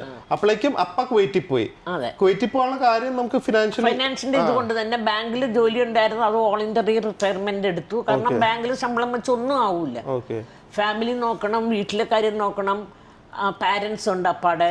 അല്ല ആ ടൈമിൽ അപ്പക്ക് മറ്റേ അസുഖം വന്നായിരുന്നോ? ഇല്ല, പോയിട്ടതിന് ശേഷമാണോ? അല്ല, ഈ വീട് വെക്കുമ്പോഴായിരുന്നു. കുവൈറ്റിൽ പോയതിന് ശേഷമല്ല, അല്ല കുവൈറ്റിൽ പോയതിന് മുമ്പാണ്. ആ ടൗൺ ഡൽഹിയിൽ ഇരുന്നപ്പോഴായിരുന്നു ഈ വീട് മാറിയിട്ട് സൗവർണികയിലിരിക്കുമ്പോ സൗവർണികയിലിരിക്കുമ്പോഴാണ് അത് ആക്ച്വലി ഒരു ഏറ്റവും എനിക്ക് തോന്നുന്നു അതായിരിക്കും നമ്മുടെ ഒരു ലൈഫ് ചേഞ്ചിങ് മൂവ്മെന്റ് വന്നത് കേട്ടോ. അതായിരിക്കും ഏറ്റവും സ്ട്രഗിൾ ചെയ്തത്. കാരണം ഞാൻ ജസ്റ്റ് പറയാം, ഡീറ്റെയിൽഡ് ആയിട്ട് അമ്മ പറയാം. ഞങ്ങളൊരു വീട്ടിലേക്ക് മാറി. എനിക്ക് ഓർമ്മയുള്ള ആ വീട് എന്ന് പറഞ്ഞു കഴിഞ്ഞാൽ സൈക്കിൾ മാത്രം കയറും. കാരണം റെന്റ് നമുക്ക് ഭയങ്കര ഒരു ഇമ്പോർട്ടൻറ്റ് ഫാക്ടർ ആണല്ലോ. അപ്പൊ അന്ന് ആ ഒരു റെന്റേ നമുക്ക് പറ്റുള്ളൂ. സൈഡിൽ കാടാണ്, ഡെയിലി പാമ്പ് കാണും, ഡെയിലി പാമ്പ്. എനിക്കത് ഇപ്പോഴും ഉണ്ട്. ചേമ്പ് കാടാ. അപ്പൊ അത് നമുക്ക് ക്ലീൻ ചെയ്യാനൊന്നും അങ്ങനെ പൈസ കൊടുത്ത് എപ്പോഴൊന്നും ക്ലീൻ ചെയ്യാനൊന്നും പറ്റില്ല. ഓണേഴ്സും ക്ലീൻ ചെയ്യില്ല, കാരണം അവർ അത്രയും ചെറിയ റെന്റിനാണ്. അവരിവിടെയല്ല, അവര് കോട്ടയത്ത് അവിടെ ഇവിടെ കണ്ട അവര് റെന്റ് വാങ്ങാൻ വരും, അവരുടെ പാട്ടിന് പോകും, ഒന്നും ചെയ്തു തരില്ല. അപ്പൊ ആ ഒരു ഇടവഴി കൂടെ പോയിട്ടാണ് നമ്മുടെ വീട്ടിലേക്ക് കയറുന്നത്. അപ്പൊ സ്കൂട്ടർ തന്നെ ഒരു കഷ്ടി കയറും. പക്ഷെ മിക്കവാറും സ്കൂട്ടേഴ്സ് ഒക്കെ വെളിയിലായിരിക്കും ആൾക്കാർ വെക്കുന്നത്, സൈക്കിൾ മാത്രം കയറും. സൈക്കിൾ ആണെങ്കിൽ അറ്റ പിടിക്കുക. എന്നിട്ട് ഞാൻ എങ്ങനെയാണെന്നറിയോ, എനിക്ക് ഓർമ്മയുണ്ട്, 6 മണി 7 മണി കഴിഞ്ഞ് കഴിഞ്ഞാൽ ഇടവഴി കൂടെ വീട്ടിലേക്ക് പോകണമെങ്കിൽ കളിച്ചിട്ടൊക്കെ വരണമെങ്കിൽ ഒറ്റ ഓട്ടം ആയിരിക്കും ഞാൻ സ്പീഡിൽ. കാരണം നിന്ന് കഴിഞ്ഞാൽ ചിലപ്പോൾ പാമ്പ് കടിക്കുന്നുള്ളൊരു പേടിയാ. അപ്പൊ ഒറ്റ സ്പീഡിൽ ഓടി കയറും അന്നത്തെ ഒരു ഇതില്. അപ്പൊ വെളിയിൽ രാത്രി കടയിൽ പോകണമെങ്കിൽ ഓടും, തിരിച്ചു വരണമെങ്കിലും ഓടും. പക്ഷെ ഞങ്ങൾ ആരെയും, ഞങ്ങളുടെ പട്ടികളെയും പാമ്പ് കടിച്ചിട്ടില്ല. പാമ്പിനൊക്കെ ഇഷ്ടംപോലെ ഞാൻ കണ്ടിട്ടുണ്ട്, ഇഷ്ടമാതിരി ഓൾമോസ്റ്റ് ഡെയിലി കണ്ടിട്ടുണ്ട്. പക്ഷെ അങ്ങനെയൊന്നും സംഭവിച്ചിട്ടില്ല. പക്ഷെ അവിടെ വെച്ചിട്ടാണ് അപ്പയ്ക്ക് ഒരു അസുഖം വരുന്നത്. അല്ല, അവിടെ ഇരിക്കുമ്പോഴാണ് ഈ വീടിന് ഫൗണ്ടേഷൻ, ഈ വീട് ഇപ്പൊ ഞങ്ങൾ താമസിക്കുന്ന വീട്ടിൽ ഫൗണ്ടേഷൻ ഇടുന്നത്. അതായത് ഇതിനൊക്കെ അന്ന് 3 വയസ്സ്. ഓക്കെ, 3 വയസ്സുള്ളപ്പോഴാണ് ഇത് ഫൗണ്ടേഷൻ ഇടുന്നത്. 87-ലാണ് ഇത്. പപ്പ ഇതിന്റെ അപ്പ ഇതിന്റെ ഒരു ഐഡിയ. അപ്പൊ പൈസ വേണ്ടേ? അപ്പൊ എന്റെ ഫാദർ ഈ സ്ഥലം അപ്പായിക്ക് എഴുതി കൊടുത്തു. കാരണം ബാങ്കിൽ നിന്ന് ലോൺ കിട്ടണമെങ്കിൽ സ്റ്റാഫിനല്ലേ കിട്ടുള്ളൂ, എനിക്ക് കിട്ടൂലല്ലോ. അപ്പൊ അങ്ങനെ അപ്പാടെ പേർക്ക് എഴുതി കൊടുത്ത് അങ്ങനെ ലോൺ എടുത്ത് ഇത് പതുക്കെ 2-3 വർഷം കൊണ്ടാണ് ഈ വീട് പണി തീർന്നത്. കുറേശ്ശെയായിട്ട് ചെയ്തു. ആ സമയത്ത് അപ്പ ബാങ്കിൽ നിന്ന് വരുമ്പോൾ 6-7 മണിയാവും. പോകുമ്പോൾ 9 മണിക്ക് രാവിലെ ലഞ്ചും എല്ലാം ആയിട്ട് അപ്പ പോവും. എനിക്കാണെങ്കിൽ അന്ന് ട്രെയിനിങ് കോളേജിൽ പഠിപ്പിക്കുന്ന കാരണം 1 മണി വരെ കഴിഞ്ഞ് കഴിഞ്ഞാൽ പിന്നെ നീയും ധന്യുണ്ട്, എങ്ങനെയെങ്കിലൊക്കെ നിങ്ങൾക്ക് ഫുഡ് എടുത്ത് അടുത്ത വീട്ടിലാക്കോ, ഇല്ലെങ്കിൽ അമ്മ എടുത്ത് തറവാട്ടിൽ കൊണ്ടാക്കിയിട്ട് ഞാൻ അവിടെ നിന്ന് 5 മണിക്ക് 4 മണിക്ക് ഇവിടെ വന്നാൽ ഞാൻ ഇവിടുന്ന് പോകുന്ന 8 മണിക്കാണ്. പണിക്കാരുടെ കൂടെ ഫുൾ ഞാനാ. കാരണം അപ്പായ്ക്ക് സമയമില്ല, പിന്നെ അപ്പായ്ക്ക് അതിലൊന്നും ഇൻട്രസ്റ്റ് ഇല്ല. ഇങ്ങനെയൊന്നും പുറകെ തൂങ്ങാനൊന്നും അപ്പായ്ക്ക് പറ്റില്ല. അങ്ങനെ 2-2.5 വർഷം കൊണ്ടാണ് അത് കഴിഞ്ഞത്. അല്ല, അപ്പായ്ക്ക് അസുഖം വന്നത് ഈ വീട് പണി തീർന്നു, പാല് കാച്ചി നമ്മൾ ഒരു മാസം കണ്ട് താമസിച്ചു, എന്നിട്ട് വാടകയ്ക്ക് കൊടുക്കാവൂ എന്ന് പറഞ്ഞു. അപ്പൊ അങ്ങനെ താമസിച്ച് കഴിഞ്ഞിട്ട് തിരിച്ചത് വാടകയ്ക്ക് കൊടുത്ത് നമ്മൾ വേറെ വീട്ടിൽ വാടകയ്ക്ക് താമസിക്കുകയായിരുന്നു. പിന്നെ വേറൊരു വീട് എന്താ പറയാ, ടൗണ്ടേലിയിൽ തന്നെ സൗവർണികയിൽ തന്നെ തിരിച്ചുപോയി. അങ്ങനെ അവിടെ താമസിച്ചുകൊണ്ടിരിക്കുമ്പോഴാണ് അപ്പയ്ക്ക് ഫിസ്റ്റുല വരുന്നത്. ഫിസ്റ്റുല വന്നു കഴിഞ്ഞപ്പോഴാണ് അതിൻ്റെ ബുദ്ധിമുട്ടും വേദന എല്ലാം കൊണ്ട് ഹോസ്പിറ്റലിൽ കൊണ്ട് കാണിച്ചു കഴിഞ്ഞപ്പോൾ അവർ നോക്കിക്കഴിഞ്ഞപ്പോഴത്തേക്കും ഡയബറ്റിക് ഉണ്ടെന്ന് അറിയുന്നത് അപ്പോഴാണ്. എപ്പോൾ തുടങ്ങിയെന്നും ആർക്കും അറിയില്ല. അതായത് അപ്പടെ 35 വയസ്സിലാണ് അപ്പയ്ക്ക് അസുഖം തുടങ്ങുന്നത്. അത് ഭയങ്കര സീരിയസ് ആയിരുന്നു, അതോ കുഴപ്പമില്ല? സീരിയസ് ഡയബറ്റിക് ഏറ്റവും ഹൈ ആയിപ്പോയി. നമുക്കറിയുന്നില്ലല്ലോ ഡയബറ്റിക് ഉണ്ടെന്നൊന്നും. അങ്ങനെ ഫിസ്റ്റുല വന്നുകൊണ്ട് അവർ ബ്ലഡൊക്കെ ടെസ്റ്റ് ചെയ്തപ്പോഴാണ് അവർ പറയുന്നത് നല്ല എന്താ പറയുക, ഹൈ ഷുഗർ ലെവൽ ടോപ്പിൽ നിൽക്കുക. പിന്നെ ആ ഒരു ഫിസ്റ്റുല സർജറി ഒരു 4-5 ആശുപത്രി എറണാകുളത്ത് കയറി ഇറങ്ങി ഇവിടെ ചെയ്യുമ്പോൾ ശരിയാവില്ല, അടുത്ത ഹോസ്പിറ്റലിൽ പോകും. അയ്യോ, അന്ന് തന്നെ ദിലുവൊക്കെ 3 വയസ്സ് 4 വയസ്സുള്ളൂ. അവനെ കൊണ്ട് അമ്മ എടുത്താക്കിയിട്ട് എനിക്ക് അപ്പായും കൊണ്ട് കറങ്ങൽ തന്നെ പണി. ഒരുപാട് അപ്പയുടെ അസുഖം. അപ്പ ജനിച്ചപ്പോഴേ തൊട്ട് അപ്പടെ അമ്മ പറയായിരുന്നു അവന് ബാലാരിഷ്ടിയുണ്ട്, എപ്പോഴും അസുഖം. ഹെൽത്ത് വൈസ് ഭയങ്കര സ്ട്രഗ്ലിംഗ് ആയിരുന്നു. ഓക്കെ, അപ്പൊ അങ്ങനെ ഈ അസുഖം ഫുൾ ക്യൂർ ആയിട്ടാണോ പോയത്, അതോ ഫുൾ ക്യൂർ ഒരു 90% ഒക്കെ ക്യൂർ ആയെന്ന് പറയാൻ പോവാതെ ഒരുപാട് ലയബിലിറ്റി, ഇവിടെ നിൽക്കാൻ പറ്റാത്ത ഒരു സിറ്റുവേഷൻ വരെ ആയെന്ന് പറയുന്ന സെൻസ്. ഒരുപാട് ലയബിലിറ്റി നിന്ന് ഒന്നും ആവില്ല, നിൽക്കാൻ പറ്റും, ഇങ്ങനെ ഉന്തിയും തള്ളിയും പോകാൻ പറ്റും. പക്ഷെ ബാധ്യതകളുണ്ട്, കടങ്ങളുണ്ട്, വീടിന്റെ ലോണുണ്ട്, ഇതൊക്കെ അടഞ്ഞു തീരണ്ടേ. അങ്ങനെയാണ് ബാങ്കില് വോളണ്ടറി റിട്ടയർമെന്റ് എടുത്തിട്ട് കുവൈറ്റിൽ പോയി. ഇത് മാക്സിമം അമ്മനെ ഇന്ററപ്റ്റ് ചെയ്യാതാണ് പറയുന്നത്. നിങ്ങൾ പറയാം എപ്പോഴും ഞാൻ ഗസ്റ്റിനെ ഇന്ററപ്റ്റ് ചെയ്യുന്നത്. ഞാൻ പിന്നെ ഔട്ട് ഓഫ് ടോപ്പിക് പോകണ്ടെന്ന് വിചാരിച്ചാണ് ഇന്ററപ്റ്റ് ചെയ്യുന്നത്. എന്നാലും മാക്സിമം കുറച്ചിട്ടുണ്ട്. കഥ പറഞ്ഞു പോകുമ്പോൾ എല്ലാവർക്കും ഭയങ്കര ഇൻട്രസ്റ്റ് അവരവരുടെ ലൈഫ് സ്റ്റോറി പറയാനായിട്ട്. സോ അതൊക്കെ കഴിഞ്ഞ് അപ്പൊ കുവൈറ്റിൽ പോയി. അത് കഴിഞ്ഞിട്ട് കുറച്ച് കാലം കഴിഞ്ഞിട്ട് ധന്യനെ ഇവിടെ നിർത്തിയിട്ട് അമ്മയും ഞാനും കൂടെ കുവൈറ്റിൽ പോയി. Dhanya BCom final year, second year കഴിഞ്ഞു, 1 വർഷം കൂടി ഉണ്ട് ഫൈനൽ ഇയർ. ബികോം. അത് പറയണ്ടമ്മ, ഒന്നും പറയണ്ട. ഓക്കെ, സോ അത് കഴിഞ്ഞിട്ട് ഞാനും അമ്മയും കൂടെ കുവൈറ്റിൽ പോയി. ഫാഹിലില് സ്റ്റേജ് അവിടെ വെച്ചാണ് ശരിക്കും അമ്മ പറയുന്നത് അമ്മയുടെ ബെസ്റ്റ് ഫേസ് ഓഫ് അമ്മാസ് ലൈഫാന്ന്. ഞാൻ അവിടെ ഉള്ള കുവൈറ്റിലുള്ള വർഷം മുഴുക്ക എൻ്റെ ജീവിതത്തിലെ ഇനിയിപ്പോൾ എനിക്ക് ഇതിലു 4 കാറിൻ്റെ പുറത്ത് ജീവിക്കാൻ തന്നാലും നത്തിങ്. മനസ്സാലെ ഞാൻ ഏറ്റവും ഹാപ്പി ആയിട്ടുള്ള എൻ്റെ ലൈഫ് ജീവിച്ചത് കുവൈറ്റിൽ. അത് ഞാൻ മരിച്ചു കഴിഞ്ഞാലും മറക്കൂല. അത്ര എന്താ. പക്ഷെ ശരിക്കും പറഞ്ഞു കഴിഞ്ഞാൽ അങ്ങനെ നമ്മളവിടെ ഭയങ്കര ലാവിഷൊന്നും അല്ലായിരുന്നു. പക്ഷെ ഓബിയസ്ലി അവിടെ പോയ പിന്നെ ഞങ്ങൾക്ക് വലിയ ഫിനാൻഷ്യലി ബുദ്ധിമുട്ടില്ലായിരുന്നു. ബിക്കോസ് ആ കഥയും പറയാം. പക്ഷെ എനിക്കറിയില്ല അമ്മയ്ക്ക്, എനിക്ക് സത്യം പറഞ്ഞാൽ കുവൈറ്റ് വലിയ താല്പര്യമില്ലാത്ത സ്ഥലമാണ്. I had A good childhood, എല്ലാം ഇഷ്ടമാണ്. മേ ബി കുവൈറ്റീസിന് ഇഷ്ടമല്ലാത്തതുകൊണ്ടായിരിക്കും എനിക്ക് കുവൈറ്റ് ഇഷ്ടമല്ലാത്ത. പക്ഷെ അമ്മയ്ക്ക് കുവൈറ്റ് ഭയങ്കര ഇഷ്ടമായ ഒരു സ്ഥലമാണ്. ഇപ്പോഴും അതെ, ഇപ്പോഴും എനിക്ക് ഞാൻ പറയും, എപ്പോഴും ഇവനോട് പറയും, അപ്പയോടും പറയും. അപ്പയ്ക്ക് പിന്നെ അസുഖം വന്നോണ്ടാണ് അവിടെ നിന്ന് ലാസ്റ്റ് വരേണ്ടി വന്നത്. അപ്പൊ ഞാൻ പറയും, ഇപ്പൊ അസുഖമില്ലായിരുന്നെങ്കിൽ നീ അപ്പായെ വിട്ടേനെ, ഞാൻ വരില്ലായിരുന്നു. എനിക്ക് സുഖമായിട്ട് അവിടെ സ്കൂളിലല്ലേ, നല്ല സുഖമല്ലേ, സ്കൂളിൽ അടുത്ത് തന്നെ ഷെയറിങ് അപ്പാർട്ട്മെന്റ്സ് ഒക്കെ കിട്ടും, ഞാൻ ജീവിച്ചതിന്. പക്ഷെ അപ്പയ്ക്ക് വയ്യാത്ത പറഞ്ഞാൽ അപ്പനെ തന്നെ വിടാൻ പറ്റത്തില്ല. അതുപോലെ വിടുന്നത് ശരിയല്ല. നമ്മൾ കാശിന് വേണ്ടി, എൻ്റെ സുഖത്തിന് വേണ്ടി എനിക്ക് ജീവിക്കാൻ പറ്റില്ലല്ലോ. അങ്ങനെയാണ് ഞാൻ വന്നത്. പക്ഷെ ഇപ്പോഴും എനിക്ക് ആ കുവൈറ്റിൽ ഞാൻ ജീവിച്ച അത്രയും വർഷം ഓർക്കുമ്പോൾ ഭയങ്കര സങ്കടമായി. നമുക്ക് എന്താ ഇത്ര ഇഷ്ടപ്പെട്ട കാര്യം എന്താ? ഫ്രീഡം ആണോ അതോ ഫിനാൻഷ്യലി നമുക്ക് എല്ലാം കൊണ്ട് ഫ്രീഡം ഉണ്ട്. ഇവിടെ അപ്പ ഫുൾ 100% ഫ്രീഡം ഞാൻ പറഞ്ഞത്. അവിടെ നിന്ന് പറഞ്ഞു കഴിഞ്ഞാൽ അമ്മ ഇൻഡിപെൻഡന്റ് ആയിട്ട് വർക്ക് ചെയ്യാനും പിന്നെ ഫ്രീഡം എന്ന് പറയുന്നത് സേഫ്റ്റി ഉണ്ടല്ലോ, രാത്രി ഇറങ്ങി നടക്കാനൊക്കെ സേഫ്റ്റി ഉണ്ട്. പിന്നെ അതുപോലെ എപ്പോഴും ഇവിടെയും ബിസിയാണ്. പക്ഷെ ഈ ബിസി എന്ന് പറയുന്നത് നമുക്ക് അവിടെ കുറച്ചുകൂടെ കംഫർട്ട് ആയിരുന്നു. ഭയങ്കര ട്യൂഷൻ ആകുമ്പോൾ അങ്ങനെ പിള്ളേരുമായിട്ട് പോവും. പിന്നെ ഇതായി കഴിയുമ്പോൾ നേരെ ഫാഹിൽ ബസാറിലോട്ട് വെച്ച് വിടും. കാശ് കയ്യിൽ വന്നു കഴിയുമ്പോൾ നേരെ സ്വർണ്ണക്കടയിലോട്ട് വെച്ച് വിടും. എല്ലാ മാസത്തിലും ഗോൾഡ് വാങ്ങും. ഇവരങ്ങനെയായിരുന്നു. പക്ഷെ എനിക്ക് അന്ന് എനിക്ക് എൻ്റെ വാല്യൂ അറിയില്ലായിരുന്നു. ഇപ്പൊ എനിക്ക് ഇരുന്ന് ആലോചിക്കുമ്പോൾ എനിക്ക് ബേസിക്കലി ഇപ്പം അമ്മ എന്നോട് പറയാറുണ്ട്, നീ കുറച്ചും കൂടെ ഒന്ന് റിലാക്സ് ചെയ്ത് പണിയെടുക്കും, ഇങ്ങനെ പൈസയുടെ പുറകെ നീ ഇത്രയും ഓടല്ലേന്ന് പറയാറുണ്ട് ഇടയ്ക്ക് അമ്മ. ഹെൽത്ത് നോക്ക്, ടൈം കൊടുക്കുന്നൊക്കെ. പക്ഷെ എനിക്കിപ്പോൾ എൻ്റെ സബ് കോൺഷ്യസ് മൈൻഡിലും എൻ്റെ മനസ്സിലും എന്താന്ന് വെച്ച് കഴിഞ്ഞാൽ ഈ അപ്പയും അമ്മയും ഈ കുവൈറ്റിൽ പോയപ്പോൾ എനിക്ക് പ്രോപ്പറായിട്ട് ഓർമ്മ വന്ന കാലം തൊട്ട് എനിക്ക് ഏറ്റവും കൂടുതൽ ഓർമ്മ നിൽക്കുന്ന കാര്യങ്ങൾ, ഫാദറിനും മദറിനും എനിക്ക് വേണ്ട കാര്യങ്ങളൊക്കെ പ്രൊവൈഡ് ചെയ്യാൻ പറ്റി. പക്ഷേ ഞാൻ അന്ന് എനിക്ക് എൻ്റെ വാല്യൂ അറിയില്ലായിരുന്നു. Main thing was that father 2 job ചെയ്യുമായിരുന്നു. അല്ലേ, രാവിലെ 6 മണിക്ക് വീട്ടിൽ നിന്ന് പോകും. വീട്ടിൽ നിന്ന് പോയി മറ്റേ ശരിക്കുള്ള ജോബ് 9 മണിക്കാണ് തുടങ്ങുന്നത്. ഇത് 7 to 9 പാർട്ട് ടൈം വർക്ക് ചെയ്യും. കാരണം അത്ര ഹാർഡ് വർക്ക്. നമ്മൾ കുവൈറ്റിൽ പോയത് സുഖിക്കാനല്ല, കാശ് തന്നെയാണ് പോയത്. അപ്പൊ അതുകൊണ്ട് ഞാൻ അപ്പടെ ലെവലിൽ ഞാൻ മാക്സിമം 10-11 മണി രാത്രി വരെ ഞാൻ പറയാം. അപ്പൊ രാവിലെ അപ്പൊ പോയി 6 to 9 or 10 എനിക്കറിയില്ല. തിരിച്ചപ്പോ വരുമ്പോ ഒരു 7 or 8 o'clock ഉണ്ടാവും. തേഴ്സ്ഡേ ഫ്രൈഡേ ആയിരുന്നു അന്ന് അവിടെ അവധി.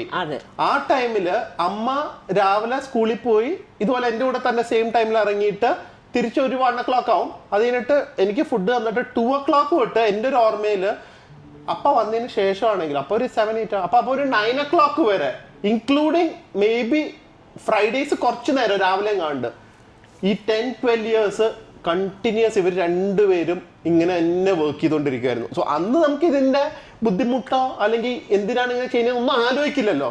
But now when I think of it, എൻ്റെ പാരൻസ് ഇങ്ങനത്തെ ഒരു വർക്ക് എത്തിക്സും ഇത്രയും കഷ്ടപ്പെട്ട് പണിയെടുത്ത് അവർക്ക് ഈ നിലയാവെങ്കിൽ വൈ കാണ്ട് ഐ വർക്ക്? അത് എസ്പെഷ്യലി എനിക്ക് ഇഷ്ടമുള്ള ഫീൽഡിലാണ് ഞാൻ നിൽക്കുന്നത്. ഇപ്പോൾ യൂട്യൂബിലാണെങ്കിലും ബിസിനസ് ആണെങ്കിലും എന്താണെങ്കിലും I think Y cannot I push myself. ഇവരുടെ വർക്ക് എത്തിക്സ് എൻ്റെ സബ് കോൺഷ്യസ് മൈൻഡിൽ ഉള്ളതുകൊണ്ടാണ് എനിക്ക് പേഴ്സണലി തോന്നുന്നു എനിക്കും ഇന്ന് കണ്ടിന്യൂസ് ആയിട്ട് വർക്ക് ചെയ്യുന്നതിലും ഇൻട്രസ്റ്റും ഉള്ളത്, അല്ലെങ്കിൽ അങ്ങനെ ചെയ്യണം എന്ന് എൻ്റെ മനസ്സിലുള്ളത്. ആൻഡ് എനിക്ക് പിന്നെ വേറൊരു വളരെ ഇമ്പോർട്ടൻറ്റ് തിങ് ആയി തോന്നിയത്, കുവൈറ്റിൽ അടിപൊളി ലൈഫായിരുന്നു. അതാണ് ഒരിക്കലും ഞാൻ അത് നോന്ന് പറയില്ല. പക്ഷേ അല്ല, കുവൈറ്റിൽ പോയി കഴിഞ്ഞ ഉടനെ കടങ്ങളൊക്കെ എല്ലാം തീർന്നു. 100% ഒന്നുമില്ല, 0 ഇതായി കടങ്ങളായിരുന്നു. അപ്പൊ പിന്നെ ഇനിയുള്ളത് അങ്ങോട്ട് കഷ്ടപ്പെടുക, സമ്പാദിക്കുക, സേവിങ്സിലേക്ക് വെക്കുക. അല്ലാതെ പാരന്റ്സ് അങ്ങനെ ആയിരിക്കും അന്നത്തെ കാലത്ത്. അപ്പയും അമ്മയായിട്ട് ഈ കുവൈറ്റിൽ പോയിട്ട് അവർക്ക് അത്യാവശ്യം പൈസയും എല്ലാം വന്നല്ലോ. ഒരു ഹോളിഡേക്ക് അവർ പോയിട്ടില്ല. ആലോചിക്കുവാൻ പറ്റുമോ? എല്ലാ ഹോളിഡേയും ഇതുപോലെ നാട്ടിലേക്ക് വരും, ദാറ്റ്സ് ഇറ്റ്, ഗോ ബാക്ക്. ഇവിടെ വന്നു കഴിഞ്ഞാലും ഒരു 2 ദിവസം വരെ ഊട്ടി കൊടൈക്കനാൽ പോവും. അന്ന് അവർക്ക് ഒരു ഹോളിഡേ അങ്ങനെ പോകാറില്ല, അങ്ങനെ ഇല്ല. അത് ഞങ്ങളുടെയൊക്കെ മനസ്സിൽ ഇന്നും എൻ്റെ മനസ്സിൽ എനിക്കൊരു 10 രൂപ ഇപ്പം 100 രൂപ ഒരു ഗിഫ്റ്റ് കിട്ടിയാൽ ഞാൻ ഇന്നും ആലോചിക്കും, അയ്യോ ധന്യക്കും ദിലുവിനും ദിവസമായിട്ട് ഇന്ന് എൻ്റെ 10 രൂപ കിട്ടിയിട്ട് വേണ്ട, പക്ഷെ എന്നാലും ഞാനത് കൂട്ടി വെച്ചിട്ട് ധന്യയുടെ കൊച്ചുങ്ങൾ വരുമ്പോൾ അവർക്ക് കൊടുക്കണം. അപ്പോൾ ഞാൻ എനിക്ക് വേണ്ടി പോയി ലാവിഷ് അടിക്കാന്ന് എനിക്ക് ഇന്നും ആ മനസ്സില്ല. പക്ഷെ സത്യം പറഞ്ഞു കഴിഞ്ഞാൽ ആ ഒരു മെന്റാലിറ്റി നമ്മൾ പറയും നമുക്ക് വേണ്ടി ജീവിക്കണം അങ്ങനെയൊക്കെ ഉണ്ടെന്ന്. പക്ഷെ ഇങ്ങനത്തെ പാരൻസിന്റെ ഇങ്ങനത്തെ എൻ്റെ പോലത്തെ ഉള്ള ഭാഗ്യം ഇങ്ങനത്തെ പാരൻസ് ഉള്ള, കാരണം ഇവരിങ്ങനെ ചെയ്തത് കൊണ്ടും അങ്ങനത്തെ ഒരു മൈൻഡ് സെറ്റും കൊണ്ടാണ് ഇന്ന് എനിക്ക് ഒരു ഫ്രീഡം കിട്ടി. ഇപ്പൊ സത്യം പറഞ്ഞാൽ അപ്പൊ അത്രയും വർക്ക് ചെയ്യേണ്ടി വന്നത് ഇപ്പൊ വന്നത് അപ്പക്ക് കുടുംബം നോക്കേണ്ടുള്ള ഒരു കാര്യം കൊണ്ടാണ്. From zero here to start, വീട് വെക്കലും എല്ലാം കൂടെ കൊണ്ടും. പക്ഷെ എനിക്ക് ബേസിക്കലി എനിക്കിപ്പോൾ ഒരു റിസ്ക് എടുക്കാനും അല്ലെങ്കിൽ പല കാര്യങ്ങളും ട്രൈ ചെയ്യാനും ഉള്ളത് എനിക്കൊരു ബേസ് ഉള്ളത് കൊണ്ടാണ്. അതെൻ്റെ പാരൻസ് ഇങ്ങനെ ജീവിച്ചുകൊണ്ടാണ്. Obviously they sacrifice their life. പക്ഷെ I am so thankful for that. കാരണം ഇന്ന് എനിക്ക് ഇഷ്ടമുള്ള ജോലി ചെയ്ത് റിസ്ക് എടുക്കാനുള്ള ഒരു പ്ലാറ്റ്ഫോം തന്നത് എനിക്കൊന്ന് എൻ്റെ ഏജിലുള്ള ആ ഒരു കിഡ്സിന് എല്ലാവർക്കും ഒരു അവരുടെ പാരന്റ്സിന്റെ ആ ഒരു മൈൻഡ് സെറ്റ് കൊണ്ടായിരിക്കും അല്ലെ ഇങ്ങനെ വരാൻ പറ്റിയത്. എന്നൊക്കെ പറഞ്ഞാല് ഒന്നും നോക്കണ്ട, എനിക്കിപ്പോ എന്തോ റിസ്ക് ആണെങ്കിലും എടുക്കാം. ഇപ്പൊ എന്റെ ഈ ഒരു ഏജ് ആണെങ്കിലും കാരണം വീടുണ്ട്, കല്യാണം കഴിഞ്ഞപ്പോ തൊട്ടാലും അതിന് മുമ്പിലായാലും അയ്യോ വീട്ടില് കഷ്ടപ്പാടാ, ഞാൻ ജോലിക്ക് പോയിട്ട് വേണം വീട്ടിൽ ഇങ്ങനെ നോക്കാൻ, അങ്ങനെ ഒരു ചിന്ത നിന്റെ ലൈഫിൽ വന്നിട്ടില്ല. അതിനുള്ള സാഹചര്യം ഞങ്ങൾ കൊടുത്തിട്ടില്ല. അപ്പോ എനിക്ക് തോന്നുന്നു എൻ്റെയൊക്കെ ഏജിലുള്ള പാരൻസ് ഒരു 95-98% പാരൻസ് അവര് സാക്രിഫൈസ് ചെയ്തിട്ട് തന്നെയാണ് അവരുടെ മക്കളെ വളർത്തി എന്നാണ് എൻ്റെ. ഞാൻ കുറെ പേരെടുത്ത് ചോദിച്ചപ്പോൾ അവര് 10 പൈസ കളയില്ല, അത് കൂട്ടി വെച്ചിട്ട് പിള്ളേർക്ക് മക്കൾക്ക് എന്ന് പറഞ്ഞ് ചെയ്യും. പക്ഷെ അങ്ങനെ ചെയ്തുകൊണ്ട് ഇന്ന് മക്കള് പൈസയുടെ ബുദ്ധിമുട്ടോ ഒന്നും അറിയുന്നില്ല. എനിക്ക് ആക്ച്വലി ഇപ്പോഴത്തെ ട്രോൾസ് ഒക്കെ നമ്മൾ ഇന്റർനെറ്റിൽ കാണാറുണ്ട്. പാരന്റ്സ് അവരുടെ ചൈൽഡ്ഹുഡ് കഥ പറയുമ്പോൾ ഞങ്ങൾ സൈക്കിൾ ഓട്ടിപ്പോയി, പൊതിച്ചോറ് കൊണ്ടുപോയി 4 മണിക്കൂർ പോയി ബസ്സിന് പൈസ ലാഭിച്ച് നടന്നു പോയിട്ടുണ്ടെന്ന് പറഞ്ഞ് കളിയാക്കുന്ന രീതിയിൽ ട്രോൾസ് വരുന്നുണ്ട്. പക്ഷെ ശരിക്കും അങ്ങനെയാണ് അത് ഫാക്ട് ആണ്. ഇപ്പൊ നമ്മുടെ ജനറേഷന് അല്ലെങ്കിൽ എന്റെ മോന്റെ ജനറേഷനും അല്ലെങ്കിൽ അവർക്ക് ചിലപ്പോൾ റിലേറ്റ് ചെയ്യാൻ പറ്റില്ല. പക്ഷെ ഇവരുടെ ജനറേഷൻ അങ്ങനെയായിരുന്നു. അവരാണ് actually backbone of our സ്റ്റേറ്റോ കൺട്രി എന്ന് പറയേണ്ടത്. അവരന്ന് നമ്മളെ പോലെ ആയിരുന്നെങ്കിൽ എല്ലാരും ഇറസ്പോൺസിബിൾ ആയി തന്നെ വന്നേനെ. അത് 100% ആർക്കും കാണില്ല. ആ ഒരു ജനറേഷൻ ആണ് എന്ന് പറഞ്ഞാൽ എന്റെ ഒരു പാരന്റ്സ് ജനറേഷൻ ആണ് ഈ രാജ്യത്തെ അടിസ്ഥാനം ബിൽഡ് ചെയ്യുന്നതെന്ന് ഞാൻ 100% വിശ്വസിക്കുന്നു. ഓക്കെ, ഓഫ് ടോപ്പിക്ക് പോയി. അപ്പൊ അങ്ങനെ കുവൈറ്റിലൊക്കെ പോയി പിന്നെ അതേ പറയാൻ വന്നത്. കുവൈറ്റിലൊക്കെ പോയി ഇങ്ങനെയൊക്കെ വന്ന് എനിക്ക് ഏറ്റവും ഇൻസ്പയറിംഗ് ആയിട്ടുള്ള ലൈഫ് ഇപ്പൊ ആലോചിക്കുമ്പോ പെണ്ണുങ്ങൾ തന്നെയാണ്. ഇപ്പൊ അപ്പ അത്ര ഹാർഡ് വർക്ക് ചെയ്തെങ്കിലും അപ്പയുടെ ഒരു ഫേസിൽ എനിക്ക് ഏജും കറക്റ്റ് ആയിട്ട് എന്റെ ഏജ് ഒന്നും ഓർമ്മയില്ല. പക്ഷെ അപ്പയുടെ ജോലി പോയി കുവൈറ്റിൽ വെച്ച് ജോലി പോവാൻ കാരണം കമ്പനി പൂട്ടി. അത് തന്നെ, കമ്പനി പൂട്ടി. പിന്നെ അവിടെ അറിയാലോ കുറച്ച് നാഷണലിസ്റ്റും അങ്ങനെയൊക്കെ ആയി വരുമായിരുന്നു. അങ്ങനെ ജോലി പോയി. പക്ഷെ ബാക്കിയുള്ളത് നമുക്ക് നാട്ടിലത്തെ പോലെ അല്ലല്ലോ. റെന്റ്, എന്റെ സ്കൂൾ ഫീസ് എല്ലാം കൊടുക്കണം. അപ്പൊ എന്ത് ചെയ്തു, എന്റെ സിസ്റ്റർ അവിടെ ഉണ്ടായിരുന്നു. അമ്മയും സിസ്റ്ററും കൂടെ അങ്ങോട്ട് കൊണ്ടുപോയല്ലോ. സിസ്റ്ററിന്റെയും സിസ്റ്ററും ജോലിക്ക് ചേർന്നു ഞങ്ങളുടെ ഫാമിലിക്ക് കോൺട്രിബ്യൂട്ട് ചെയ്യണം എന്ന് വിചാരിച്ചിട്ട്. സോ സിസ്റ്ററും അമ്മയും കൂടെ അപ്പയ്ക്ക് ആ ജോലി ഇല്ലാത്തതിന്റെ സ്ട്രെസ് ഇവർ രണ്ടുപേരും കൂടെ അബ്സോർബ് ചെയ്ത് ഇവര് രണ്ടുപേരും സ്കൂളിൽ പോയി വന്ന് രണ്ടുപേരും സെപ്പറേറ്റ് ട്യൂഷൻസ് എടുത്തോണ്ടിരുന്നത്. രണ്ടുപേരും സെപ്പറേറ്റ് ആയിട്ട് എന്നാൽ അമ്മയുടെ സ്റ്റുഡൻസിനെ തന്നെ നോക്കും, അങ്ങനെയല്ല. രണ്ടുപേരും സെപ്പറേറ്റ് സ്റ്റുഡൻസ് ആയിട്ട് ധന്യയും അമ്മയും കൂടെ പഠിപ്പിച്ചിട്ട് ആ പൈസ കൊണ്ടാണ് എൻ്റെ ഫീസും വീടിന്റെ ഒക്കെ നോക്കി അപ്പനെ സപ്പോർട്ട് ചെയ്ത് കുറെ ഒരു 1 ഇയറോളം ഉണ്ടായിരുന്നു. 9 മാസത്തോളം ജോലി ഇല്ലായിരുന്നു. അറിയാലോ ഗൾഫിലൊക്കെ പറഞ്ഞാൽ 9 മാസം പുതിയ കമ്പനിയിൽ ജോലി കിട്ടുമെന്ന് പറയുമ്പോഴത്തേക്കും നമ്മളെ ശമ്പളമായിരിക്കും. പിന്നെ അപ്പടുത്ത് പറഞ്ഞാൽ ഇനിയിപ്പോ എന്താ എനിക്ക് ജോലി ഇല്ലേ, ധന്യക്ക് ജോലി, ഇങ്ങനെ അപ്പനെ ഭയങ്കര ഒരു വിഷമവും സങ്കടവും ഒക്കെ. നാട്ടിൽ പോകാനും പറ്റില്ല, സമ്പാദ്യം ഒന്നും ആയിട്ടില്ലല്ലോ, എല്ലാം മാത്രമേ ഉള്ളൂ. അപ്പൊ അങ്ങനെ ഇരുന്ന സമയത്താണ് ഇപ്പൊ ധന്യക്കും അവളെ പഠിത്തം ബികോം കഴിഞ്ഞ് അങ്ങോട്ട് കൊണ്ടുപോയി കഴിഞ്ഞ ഉടനെ ഞാൻ ആ സമയത്താണ് എൻ്റെ അമ്മ മരിക്കുന്നത് 2000. അമ്മ മരിക്കുമ്പോൾ ഞാൻ ഇവിടെ വന്നു. അപ്പൊ ധന്യ അപ്പായ അവിടെ, നമ്മളെല്ലാരും അവിടെ ഉണ്ടായിരുന്നു. ആ സമയത്ത് ഞാൻ സ്കൂളിൽ സാറിന് പ്രിൻസിപ്പളിനോട് പറഞ്ഞു ഇങ്ങനെ അമ്മ എക്സ്പയർ ആയി, ഐ വോണ്ട് ടു ഗോ എന്ന് പറഞ്ഞപ്പോൾ പറഞ്ഞു അയ്യോ പെട്ടെന്ന് പറഞ്ഞാൽ എങ്ങനെയാ. ഞാൻ പറഞ്ഞു മരണം പെട്ടെന്നല്ല സാറിന്. അപ്പോൾ ആരെങ്കിലും ഒരു സബ്സ്റ്റിറ്റ്യൂട്ട് ആക്കിയിട്ട് പോകാൻ പറഞ്ഞു. ഞാൻ ആരെ പോയി തപ്പാനെ നിൽക്കുന്ന നിപ്പിൽ ഇവിടെ ആകെ ടെൻഷൻ അടിച്ച് അമ്മ വെച്ച സങ്കടത്തിലേക്കുന്നു. അങ്ങനെ ഞാൻ പറഞ്ഞു എൻ്റെ മോള് വന്നിട്ടുണ്ട്, ഞാൻ അവളെ കൊണ്ടുവരട്ടെ, does he have any teaching experience എന്ന് ചോദിച്ചു. ഞാൻ പറഞ്ഞു ഇല്ല, ഷീ ജസ്റ്റ് കംപ്ലീറ്റഡ് ഗ്രാജുവേഷൻ എന്ന് പറഞ്ഞു. Okay let me see bring her എന്ന് പറഞ്ഞു. പിറ്റേ ദിവസം അവളെയും കൊണ്ട് ഞാൻ സ്കൂളിൽ പോയി. അവളെ കണ്ടപ്പോൾ തന്നെ സാറിന് പാകിസ്ഥാനി സാറാണ്, ഭയങ്കര ഒരു പഞ്ചാബിയാ. അങ്ങേർക്ക് ഇന്ത്യൻസ് എന്ന് പറഞ്ഞാൽ മരിക്കും. അവിടെ ഇന്ത്യൻ സ്റ്റാഫിനെ അങ്ങേര് റിക്രൂട്ട് ചെയ്യുന്നു. പക്ഷെ അത് അവിടെ ജോലി കിട്ടി. ധന്യക്ക് എന്റെ സെയിം സ്കൂളിൽ അവർക്ക് ടീച്ചിങ് എക്സ്പീരിയൻസ്. അപ്പൊ KG കൊടുത്തു. KG ആദ്യത്തെ ഒരു വർഷം KG കൊടുത്തു. ആ സമയത്താണ് ഞാൻ ഇവിടെ വരുന്നത്. പിന്നെ ഫ്രഞ്ച് അവള് പഠിച്ചിട്ടുണ്ടല്ലോ. അപ്പൊ 5th തൊട്ട് ഫ്രഞ്ച് ഉണ്ട് അവിടെ ആ സ്കൂളിൽ, ഐ മീൻ പാകിസ്ഥാനി സ്കൂളിൽ. French tuitions അവളെടുത്തു. KG കയറി. അങ്ങനെ അത് UKG ആയി. പിന്നെ 5th സ്റ്റാൻഡേർഡിലെ ക്ലാസ് ടീച്ചറായി. പ്ലസ് അപ്പൊ ഞാൻ അപ്പോഴും 2nd 3rd നിൽക്കുക. 1st 2nd 3rd ക്ലാസ് ആയിരുന്നു. ധന്യ പിന്നെ ഫ്രഞ്ച് അറിയുന്ന പറഞ്ഞാൽ അവൾക്ക് ചാൻസസ് കൂടുതൽ കിട്ടി. അങ്ങനെ അവളും ഞാനും കൂടെ ഫുൾ ടൈം വർക്ക് വരുന്നു വീട്ടിൽ. അവള് കൊച്ചു പിള്ളേരെടുക്കും. പിന്നെ എനിക്ക് ചിലപ്പോൾ ക്രൗഡ് കൂടുമ്പോൾ കുറച്ച് ജൂനിയേഴ്സിനെ ഞാൻ ധന്യക്ക് വിട്ടുകൊടുക്കും. പക്ഷെ അവൾ എന്നെ പോലെ സ്ട്രിക്റ്റ് അല്ല. ഞാൻ പഠിപ്പിക്കുമ്പോൾ അവിടെ ടീച്ചറോ ഇപ്പോൾ ഞാൻ പറയും വേദുവിനെയും പഠിപ്പിക്കുമ്പോൾ ധന്യയുടെ മോളെ ഒരു ദിവസം ഞാൻ പറയുമ്പോൾ ഓരോന്നും ഓർമ്മ വരില്ല. നിധിനെ ഇതേപോലെ ദുബായിൽ ഞാൻ പോയിരുന്നപ്പോൾ ധന്യ എൻ്റെ അടുത്ത് പറഞ്ഞു, അമ്മ ഒന്നും അവളുടെ കൂടെ ഇരുന്നിട്ട് അതൊന്ന് നോക്കുന്നെന്തോ പറഞ്ഞു. അപ്പൊ ടീച്ചർ നാഗവല്ലി സ്റ്റൈൽ. അപ്പൊ അത് ഇടയ്ക്ക് നമ്മൾ സെന്റൻസ് തുടങ്ങുമ്പോൾ ക്യാപിറ്റൽ വേണം, കോമ വേണം, ഫുൾ സ്റ്റോപ്പ് വേണം. ഇതൊന്നും അവളെ എഴുതിയിട്ടില്ല. അന്ന് 3rd 4th പാവം നിധി. അപ്പം ഞാൻ നോക്കിയിട്ട് പറഞ്ഞു, നിധി ഇങ്ങനെയല്ല മോളെ ക്യാപിറ്റൽ തുടങ്ങണം. എൻ്റെ സ്കൂളിൽ ഇങ്ങനെ എന്നെ പഠിപ്പിച്ചിരിക്കണേ. അത് ബ്രിട്ടീഷ് കരിക്കുലായിരുന്നു. അവർക്ക് ഇതൊന്നും ഇമ്പോർട്ടൻസ് ഒന്നല്ല. അങ്ങനെ ഞാനും കൊച്ചും തമ്മിൽ യുദ്ധമായി.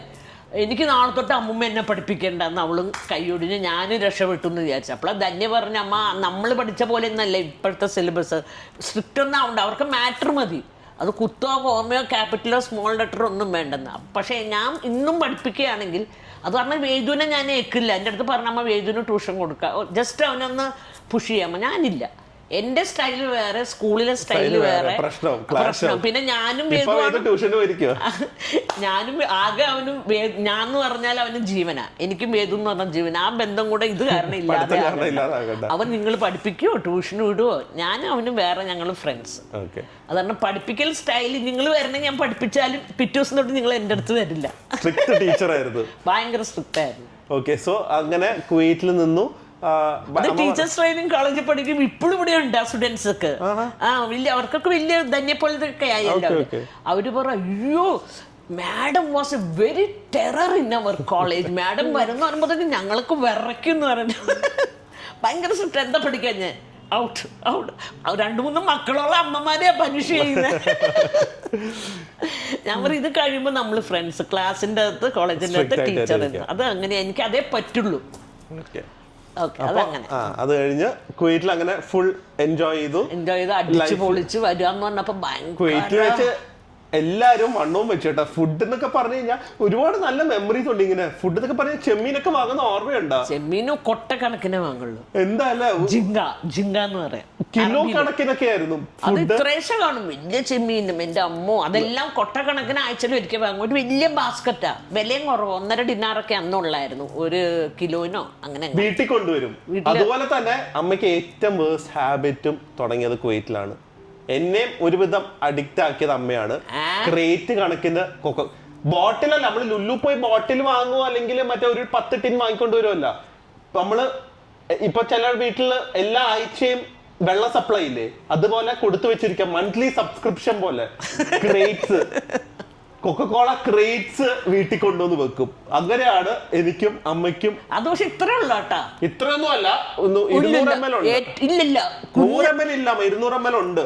അത് കാണും. പക്ഷെ ഞാൻ വാങ്ങുന്ന കൊച്ചു ക്രേറ്റ്, അത് 2 വായ അത്രേ ഉള്ളൂ. പക്ഷെ അത് ഒരു ക്രേറ്റിൽ 36 ഉണ്ടാവും. അങ്ങനെ ഒരു 3-4 ക്രേറ്റ് വരും. അത് വരും, അതൊക്കെ ശരിയാ. പക്ഷെ അങ്ങനെ. പക്ഷെ ചേച്ചിക്കും അപ്പയ്ക്കും അതിന്റെ ഹാബിറ്റ് ഇല്ല. എനിക്കും അമ്മയ്ക്കും ആണ് അങ്ങനെ കോള്. പക്ഷെ ശരിക്കും ഭയങ്കര ലാവിഷ് ആൻഡ് മനസ്സുകൊണ്ടും വയറുകൊണ്ടും എല്ലാം കൊണ്ടും ശരിക്കും എൻജോയ് ചെയ്ത കുറെ വർഷമായിരുന്നു. അങ്ങനെ പിന്നെ ഉള്ളത് ബാക്കി നിങ്ങൾ കണ്ട്. ഞങ്ങൾ കുവൈറ്റിൽ നിന്ന് തിരിച്ചു വന്നു. അപ്പയുടെ ഹെൽത്ത് വേഴ്സ് ആയതുകൊണ്ടാണ് നമുക്ക് കുവൈറ്റിൽ നിന്ന് വേഗം നിർത്തി വരേണ്ടി വന്നത്. അതിൻ്റെ ഇടയ്ക്ക് കുവൈറ്റിൽ വെച്ച് തന്നെ നമ്മളായിരുന്നപ്പോൾ തന്നെ അല്ല, അത് നിർത്തി വന്നതിന് ശേഷമായിരുന്നു ധന്യയുടെ മാരേജ്. അല്ലല്ലോ, ധന്യയുടെ വന്നത് നിർത്തി വരുന്നതിന് മുമ്പേ ഇല്ലല്ലോ. എന്നെ പഠിപ്പിക്കാൻ എന്നെ ബികോം ഇവിടെ ചേർക്കാൻ വന്നപ്പോ ഞാൻ നിർത്തി വന്നു. +2 കഴിഞ്ഞതും ധന്യയുടെ കല്യാണം ഒരേ ടൈം ആയിരുന്നു. അപ്പോഴും ഞാനും നിർത്തി വന്നു, ചേച്ചീനെ ഇങ്ങോട്ട് കൊണ്ടുവന്നു, അങ്ങനെ കല്യാണം കഴിഞ്ഞു. പിന്നെ അപ്പയും അമ്മയും കുവൈറ്റിലേക്ക് പോയി, ഒറ്റ ആ സെയിം ഫ്ലാറ്റിൽ തന്നെയായിരുന്നു. പിന്നെ ലൈഫ് അങ്ങനെ സ്മൂത്ത് ആയി പോയി. പക്ഷെ എനിക്ക് ഇപ്പോഴും ഒരു കാര്യം അതിൽ ഓർമ്മയുള്ള എന്താണെന്ന് അറിയോ, ഞാൻ അന്ന് കുവൈറ്റിൽ നിന്ന് വന്നപ്പോൾ ഭയങ്കര ഫാറ്റ് ആയിരുന്നു, ഓൾമോസ്റ്റ് 140 കിലോസ് ഉണ്ടായിരുന്നു. അത് കഴിഞ്ഞ് ഞാൻ ഇങ്ങനെ കോളേജൊക്കെ കഴിഞ്ഞപ്പോൾ ഞാൻ അമ്മേനെ വിസിറ്റ് ചെയ്യാൻ പോകുമല്ലോ. ഇനി ഒരു തവണ അപ്പേനെ അവരറിയാതെ ടിക്കറ്റ് എടുത്തു, പക്ഷെ അവർക്ക് ഡേറ്റ്സ് എന്തോ കൺഫ്യൂഷൻ എന്തോ ഉണ്ടായിരുന്നു. ഞാൻ ഒറ്റയ്ക്ക് ടാക്സി ഒക്കെ പിടിച്ചു പോയി. അന്ന് പിടിച്ചു പോയിട്ട് ഞാൻ വന്ന അമ്മയുടെ ഫ്രണ്ട് മെലിഞ്ഞെന്ന് ഓർമ്മയുണ്ടോ? അയ്യോ, എനിക്ക് അന്ന് അത്ര ഒരു 40 കിലോ പോലും കാണില്ലെന്ന് തോന്നുന്നു. അത്രയ്ക്ക് പെൻസിലായി, ഭയങ്കര സ്കെൽട്ടായി ഞാൻ. നമ്മുടെ ഇപ്പത്തെ ഒരു മലയാളത്തിലെ ഒരു ആരെ പറയാനാ, ഒരു ആക്ടറിനെ വെച്ച് നോക്കി കഴിഞ്ഞു കഴിഞ്ഞാൽ പഴയ ഒരു ബാബു ആന്റണിയൊക്കെ പോലത്തെ കാട്ടി മെലിഞ്ഞു. അതിലൊക്കെ ബാബു ആന്റണിക്ക് സൈസ് ഉണ്ട്. അപ്പൊ ഒരു ഇന്ദ്രൻസ് കുറച്ചുകൂടെ വണ്ണം വെച്ച് അങ്ങനെ ഇരിക്കും. അതുപോലെ ഞാൻ എനിക്ക് മെലിയണം ഭയങ്കര വാശിയായിരുന്നു. പക്ഷെ അത് കണ്ട് ഞാൻ നമ്മുടെ ഫ്രണ്ടിൽ പോയി ഞാൻ കരച്ചില് നിനക്ക് എന്ത് പറ്റി ഭക്ഷണം കഴിച്ചില്ലേ എന്നൊക്കെ ചോദിച്ചു. ഭയങ്കര ഇവനാന്ന് എനിക്ക് വിശ്വസിക്കാൻ വയ്യായിരുന്നു. വാതിലൊന്ന് മുട്ടിയപ്പോ തുറന്നപ്പോ ഒരു പയ്യൻ, ഇതാരാ, ദിലുവിനെ പോലെ ഉണ്ട്. കാരണം അവനാന്ന് പറയില്ല, ഇവിടുന്ന് പോയത് ചക്കക്കുരു പോലെ ഇങ്ങനെ വലിയ ബിബിളിയൊക്കെ ആയിട്ട് പോയ മനുഷ്യൻ ഒരു സ്കെൽറ്റൻ ആയിട്ട് മുമ്പിൽ വന്ന് നിൽക്കുക. ഇങ്ങനെ വേസ്റ്റ് ഒക്കെ ഇങ്ങനെ പിടിക്കാം, ഈ 2 കൈയും വെച്ചാൽ 26 വേസ്റ്റ്. അങ്ങനെ അതൊരു ഭയങ്കര അടിയായിപ്പോയി. പിന്നെ പറഞ്ഞില്ല, ഞാൻ ഭയങ്കര ഡയറ്റിങ്ങില. അപ്പത്തേക്കും ബികോം ഒക്കെ ആയപ്പോ കോളേജിൽ കയറി, അങ്ങനെ മോഡലിങ്ങിനൊക്കെ പോയി തുടങ്ങി, അങ്ങനെ കോൺഷ്യസ് ആയി കുറഞ്ഞു. അപ്പൊ അത് ജസ്റ്റ് മെമ്മറി ഷെയർ ചെയ്തതാണ്. പിന്നെ അതുപോലെ തന്നെ അന്ന് അപ്പയ്ക്ക് മാത്രം അവിടെ ഡ്രൈവ് ചെയ്യായിരുന്നു. ഞാൻ തിരിച്ചു വന്നു, അപ്പയൊക്കെ തിരിച്ചു വന്ന് ഈ വീട്ടിലേക്ക് നേരെ വന്നു. അല്ല, അങ്കിളിന്റെ വീട്ടില് അത് കുറച്ച് നാളല്ലേ നിന്നുള്ളൂ, ഇവിടെ ഒന്ന് സെറ്റിൽ ആവുന്നവരെ. ഇവര് വാടകയ്ക്ക് കൊടുത്തില്ല, അപ്പൊ റെനോവേഷൻ ടൈമിലൊക്കെ ആയിരുന്നു. പിന്നെയാണ് തിരിച്ചിവിടെ വന്ന് ഇതുപോലെ ഞങ്ങളുടെ ലൈഫ് കണ്ടിന്യൂ ചെയ്ത്. അപ്പയ്ക്ക് കുറച്ച് വയ്യാതായി, ഡയാലിസിസ് ഒക്കെ ആയി. ആൻഡ് അപ്പ പാസ്ഡ് അവേ ഇൻ 2013 അപ്പ പാസ്ഡ് അവേ. ആൻഡ് ദെൻ ബാക്കിയുള്ളതൊക്കെ എനിക്ക് തോന്നുന്നു നിങ്ങൾ നമ്മുടെ വ്ളോഗ്സിൽ കണ്ടു തന്നു നമ്മുടെ ലൈഫ്. പക്ഷെ ഇതില് ഞാൻ പറഞ്ഞ പോലെ അമ്മയുടെ ആ ഒരു ചെറിയ ഏജ് തൊട്ട് ഒന്നും അറിയാതെ ജീവിച്ചിട്ട് പിന്നെ ഉള്ള ഒരു 6 years ഭയങ്കര ട്രോമാറ്റിക്കായി നിന്ന്, പിന്നെയുള്ള ഒരു 4 to 8 years കഷ്ടപ്പെട്ട് rebuilding our life. And then ഇവരെല്ലാവരും കൂടെ കുവൈറ്റിൽ പോയി ഇന്നെത്തിയ നിലയിലേക്ക് എത്താൻ പറ്റി. സോ ഒരു റോളർ കോസ്റ്റർ റൈഡ് ആയിരുന്നു ഇപ്പൊ ഇത് നോക്കുമ്പോ അല്ലെ. ഫ്ലാഷ് ബാക്ക് ഓർത്ത് കഴിഞ്ഞാൽ എല്ലാം മൂടും പോവും. എല്ലാ നോർമൽ ആൾക്കാർക്കും എനിക്ക് തോന്നുന്നു ഇതുപോലെ ഒരു എക്സ്ട്രാordinary സ്റ്റോറി കാണും. And I think so it has to be heard and it can inspire all of us. പക്ഷെ ഇപ്പോഴും അപ്പയുടെ ഒരു പ്രശ്നം എന്താ വെച്ചാൽ അപ്പ ഹെൽത്ത് കോൺഷ്യസേ അല്ല. സത്യം. ശരിക്കും പറഞ്ഞാൽ അപ്പ ഇത്രയും വർഷം കഷ്ടപ്പെട്ട് ഇതുണ്ടാക്കിയിട്ട് ഇപ്പോഴാണ് അപ്പ ശരിക്കും എൻജോയ് ചെയ്യേണ്ടത്. കാരണം ഫുൾ ആ 18 വയസ്സ് തൊട്ട് ഈ മരിക്കുന്നവരെ സ്ട്രഗ്ലിംഗ് ഫേസിലായിരുന്നു. ഇൻ ദ സെൻസ് പൈസ ഉണ്ടാക്കാനുള്ള ഒരു മൈൻഡ് സെറ്റിൽ മാത്രമായിരുന്നു. പക്ഷെ എല്ലാം ആയിക്കഴിഞ്ഞ് ഇപ്പം ഉണ്ടായിരുന്നെങ്കിൽ how good his life would have been. എനിക്ക് തന്നെക്കും അപ്പയുടെ ഓൺ അസറ്റ് ഒക്കെ വെച്ച് എന്ത് ലൈഫ് എൻജോയ് ആയിരുന്നു. പക്ഷെ അൺഫോർച്ചുനേറ്റ്ലി അത് അപ്പയ്ക്ക് ചെയ്യാൻ പറ്റിയില്ല. അപ്പ ഹെൽത്ത് കെയർ ചെയ്യേയില്ല. ടെസ്റ്റ് ചെയ്യാൻ പറഞ്ഞു കഴിഞ്ഞാൽ 3 പറഞ്ഞു കഴിഞ്ഞാൽ അപ്പ അമ്മ ഡിവോഴ്സ് ആവും. സത്യം, എക്സാജറേഷൻ അല്ല. പിന്നെ അമ്മ ഒരു തവണ അമ്മയുടെ സിസ്റ്ററിനെ കൊണ്ടൊക്കെ അപ്പ ഇവിടെ ലീവിന് വന്ന് പറയിപ്പിച്ചിട്ടൊക്കെയാണ്. ഭയങ്കര പാടായിരുന്നു. അങ്ങനെ പാരന്റ്സ് ഒരുപാട് പേർക്ക് കാണും. അപ്പയ്ക്ക് ഡയബറ്റിക് ആണെന്ന് ആരെങ്കിലും അറിഞ്ഞാൽ അപ്പയ്ക്ക് അതൊരു എന്താണ് ഒരു കുറവ് പോലെയാണ്. എനിക്ക് രോഗം അറിഞ്ഞോ അറിയരുത്. അപ്പടെ അസുഖം മാത്രം ആരും അറിയരുത്. ബാക്കി ബുദ്ധിമുട്ടും കഷ്ടപ്പാടും ഉയർച്ച എല്ലാം അറിഞ്ഞാണെങ്കിൽ അസുഖം ആരും അറിയരുതായിരുന്നു. അപ്പൊ എല്ലാ പാരന്റ്സും എസ്പെഷ്യലി ഫാദേഴ്സ് ഹെൽത്ത് കറക്റ്റായി നോക്കുക, ടെസ്റ്റ് ചെയ്യുക. അസുഖം ഉണ്ടെങ്കിൽ നമുക്ക് ട്രീറ്റ് ചെയ്യാമല്ലോ. അത് ഒളിപ്പിച്ചു വെക്കാതിരിക്കുക.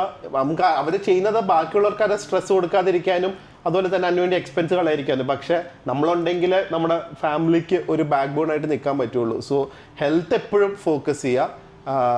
ഹെൽത്ത് ഇൻഷുറൻസ് ഇല്ലാത്തൊരു ഹെൽത്ത് ഇൻഷുറൻസ് എടുക്കുക യങ് ഏജിൽ തന്നെ. അപ്പോൾ യങ്ങറായിട്ടുള്ളവർ വേണം ഇൻഷുറൻസ് കൂടുതൽ എടുക്കാൻ. ഞങ്ങളൊക്കെ ഇങ്ങനെ എടുത്തിട്ടുണ്ട് കേട്ടോ ഇപ്പൊ എടുത്തിട്ടുണ്ട്, പക്ഷെ ഞങ്ങളൊക്കെ ഇത്രയൊക്കെ ആയില്ലേ. എന്നാലും ഹെൽത്ത് ഇൻഷുറൻസ് ഇല്ലെങ്കിൽ ആ കുടുംബം ഒരു അസുഖം വന്നു കഴിഞ്ഞാൽ തീർന്നു, പൈസക്കാരനിൽ നിന്ന് പോവർട്ടിയിലേക്ക് പോകും. അതുകൊണ്ട് നിങ്ങൾ എടുക്കുക, നിങ്ങൾ കടം വെച്ചാണെങ്കിലും നിങ്ങളുടെ 2 നേരം ഭക്ഷണം സ്കിപ്പ് ചെയ്താണെങ്കിലും ഹെൽത്ത് ഇൻഷുറൻസ് എടുക്കുക. അതിന്റെ പ്രീമിയം യങ് ഏജിൽ എടുത്തു കഴിഞ്ഞാൽ വളരെ കുറവായിരിക്കും. ഏതെങ്കിലും എടുക്കുക. ആൻഡ് ഇത് അമ്മയുടെ ഒരു നോർമൽ ഹൗസ് വൈഫിന്റെ ഒരു എക്സ്ട്രോർഡിനറി ജേർണി ആയിട്ടാണ് എനിക്ക് പേഴ്സണലി തോന്നിയത്.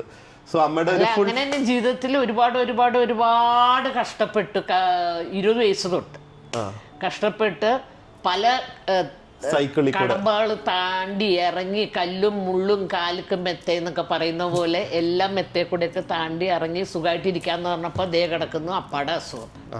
അതിൽ നിന്ന് 4-5 വർഷം അപ്പാടെ ഫാദർ 2 പേരും ഉണ്ട് എൻ്റെ കൂടെ. അപ്പാടെ ഈ വീട്ടിൽ ഫൈനൽ സ്റ്റേജില് ഏറ്റവും ആയപ്പോഴത്തേക്കും അപ്പോ റൂമില് അപ്പാടെ ഫാദറിനും കണ്ണൊന്നും കാണാൻ വയ്യ, ഭയങ്കര പ്രശ്നമല്ല. കണ്ണ് പ്രശ്നമല്ല, അവര് കണ്ണ് ഗ്ലൂക്കോമ വന്ന് അത് ഒരുപാട് എന്റെ ഡയബറ്റിക് വന്നിട്ട് അങ്ങനെ ആ സുഖിക്കാന്ന് പറഞ്ഞ് കുവൈറ്റിൽ നിന്നെല്ലാം വന്ന് റെനോവേറ്റ് ഇവിടെ വന്നു കഴിഞ്ഞ് 1 വർഷം കഴിഞ്ഞപ്പോൾ അതേ അപ്പാടെ അസുഖം സീരിയസ് ആയി. കാരണം ഡോക്ടറെ അടുത്ത് പോകുന്നില്ല, ഷുഗർ ചെക്ക് ചെയ്യുന്നില്ല, പ്രഷർ ചെക്ക് ഒന്നും ചെക്ക് ചെയ്യത്തില്ല. പറഞ്ഞ ഹോസ്പിറ്റലിൽ പോകാന്ന് പറഞ്ഞാൽ നിനക്ക് എന്ത് വേണം, എന്നെ രോഗിയാക്കണോ? അമ്മയുടെ സ്റ്റോറി മാറി ഇതായി പോകും. അല്ല പറയട്ടെ, അല്ല അങ്ങനെ ഞാൻ കഷ്ടപ്പെട്ട് വന്ന് അവസാനം 4-5 വർഷം അപ്പാടെ 4 വർഷത്തോളം ഫുൾ അപ്പായും ഫാദറിലോയും നോക്കി ജീവിതത്തിൽ സുഖം എന്താണെന്നൊന്നും ചിന്തിക്കാനുള്ള ടൈമില്ല, സുഖിച്ചിട്ടില്ല. ഭയങ്കര സ്ട്രെയിന്, സ്ട്രെസ് അതെല്ലാം കഴിഞ്ഞപ്പോൾ അപ്പ കഴിഞ്ഞ് 1-2 വർഷവും ഭയങ്കര മെന്റലി ഡൗൺ ആയിരുന്നു. ഫിസിക്കലി നിങ്ങളൊന്നും കണ്ടാൽ ഞാനാണ് എന്നേ പറയില്ല, അങ്ങനെയായിപ്പോയി. പിന്നെ സപ്പോർട്ടൊക്കെ കൊണ്ട് ഇങ്ങനെ ഇരുന്നാൽ പോരാ, നീ ഇങ്ങനെ ഇരുന്ന പിള്ളേർക്ക് വിഷമമാണ്, അവർക്ക് ഒന്നിലും കോൺസെൻട്രേറ്റ് ചെയ്യാൻ പറ്റില്ല എന്നൊക്കെ പറഞ്ഞ് എൻ്റെ മൈൻഡ് മാറ്റി. ഓക്കെ, സോ ഞങ്ങൾ പറഞ്ഞു പോയി കഴിഞ്ഞാൽ നീണ്ടു പോയിക്കൊണ്ടിരിക്കും. So we are winding up. ബോറടിച്ച് കാണും. സോ എന്തായാലും ഒരു സ്മോൾ പോഡ്കാസ്റ്റ് ആയിരുന്നു. അഭിപ്രായങ്ങൾ കമന്റ് ചെയ്യുക. അടുത്ത വീഡിയോ കാണാം. അതുവരെ stay healthy, stay happy, bye bye.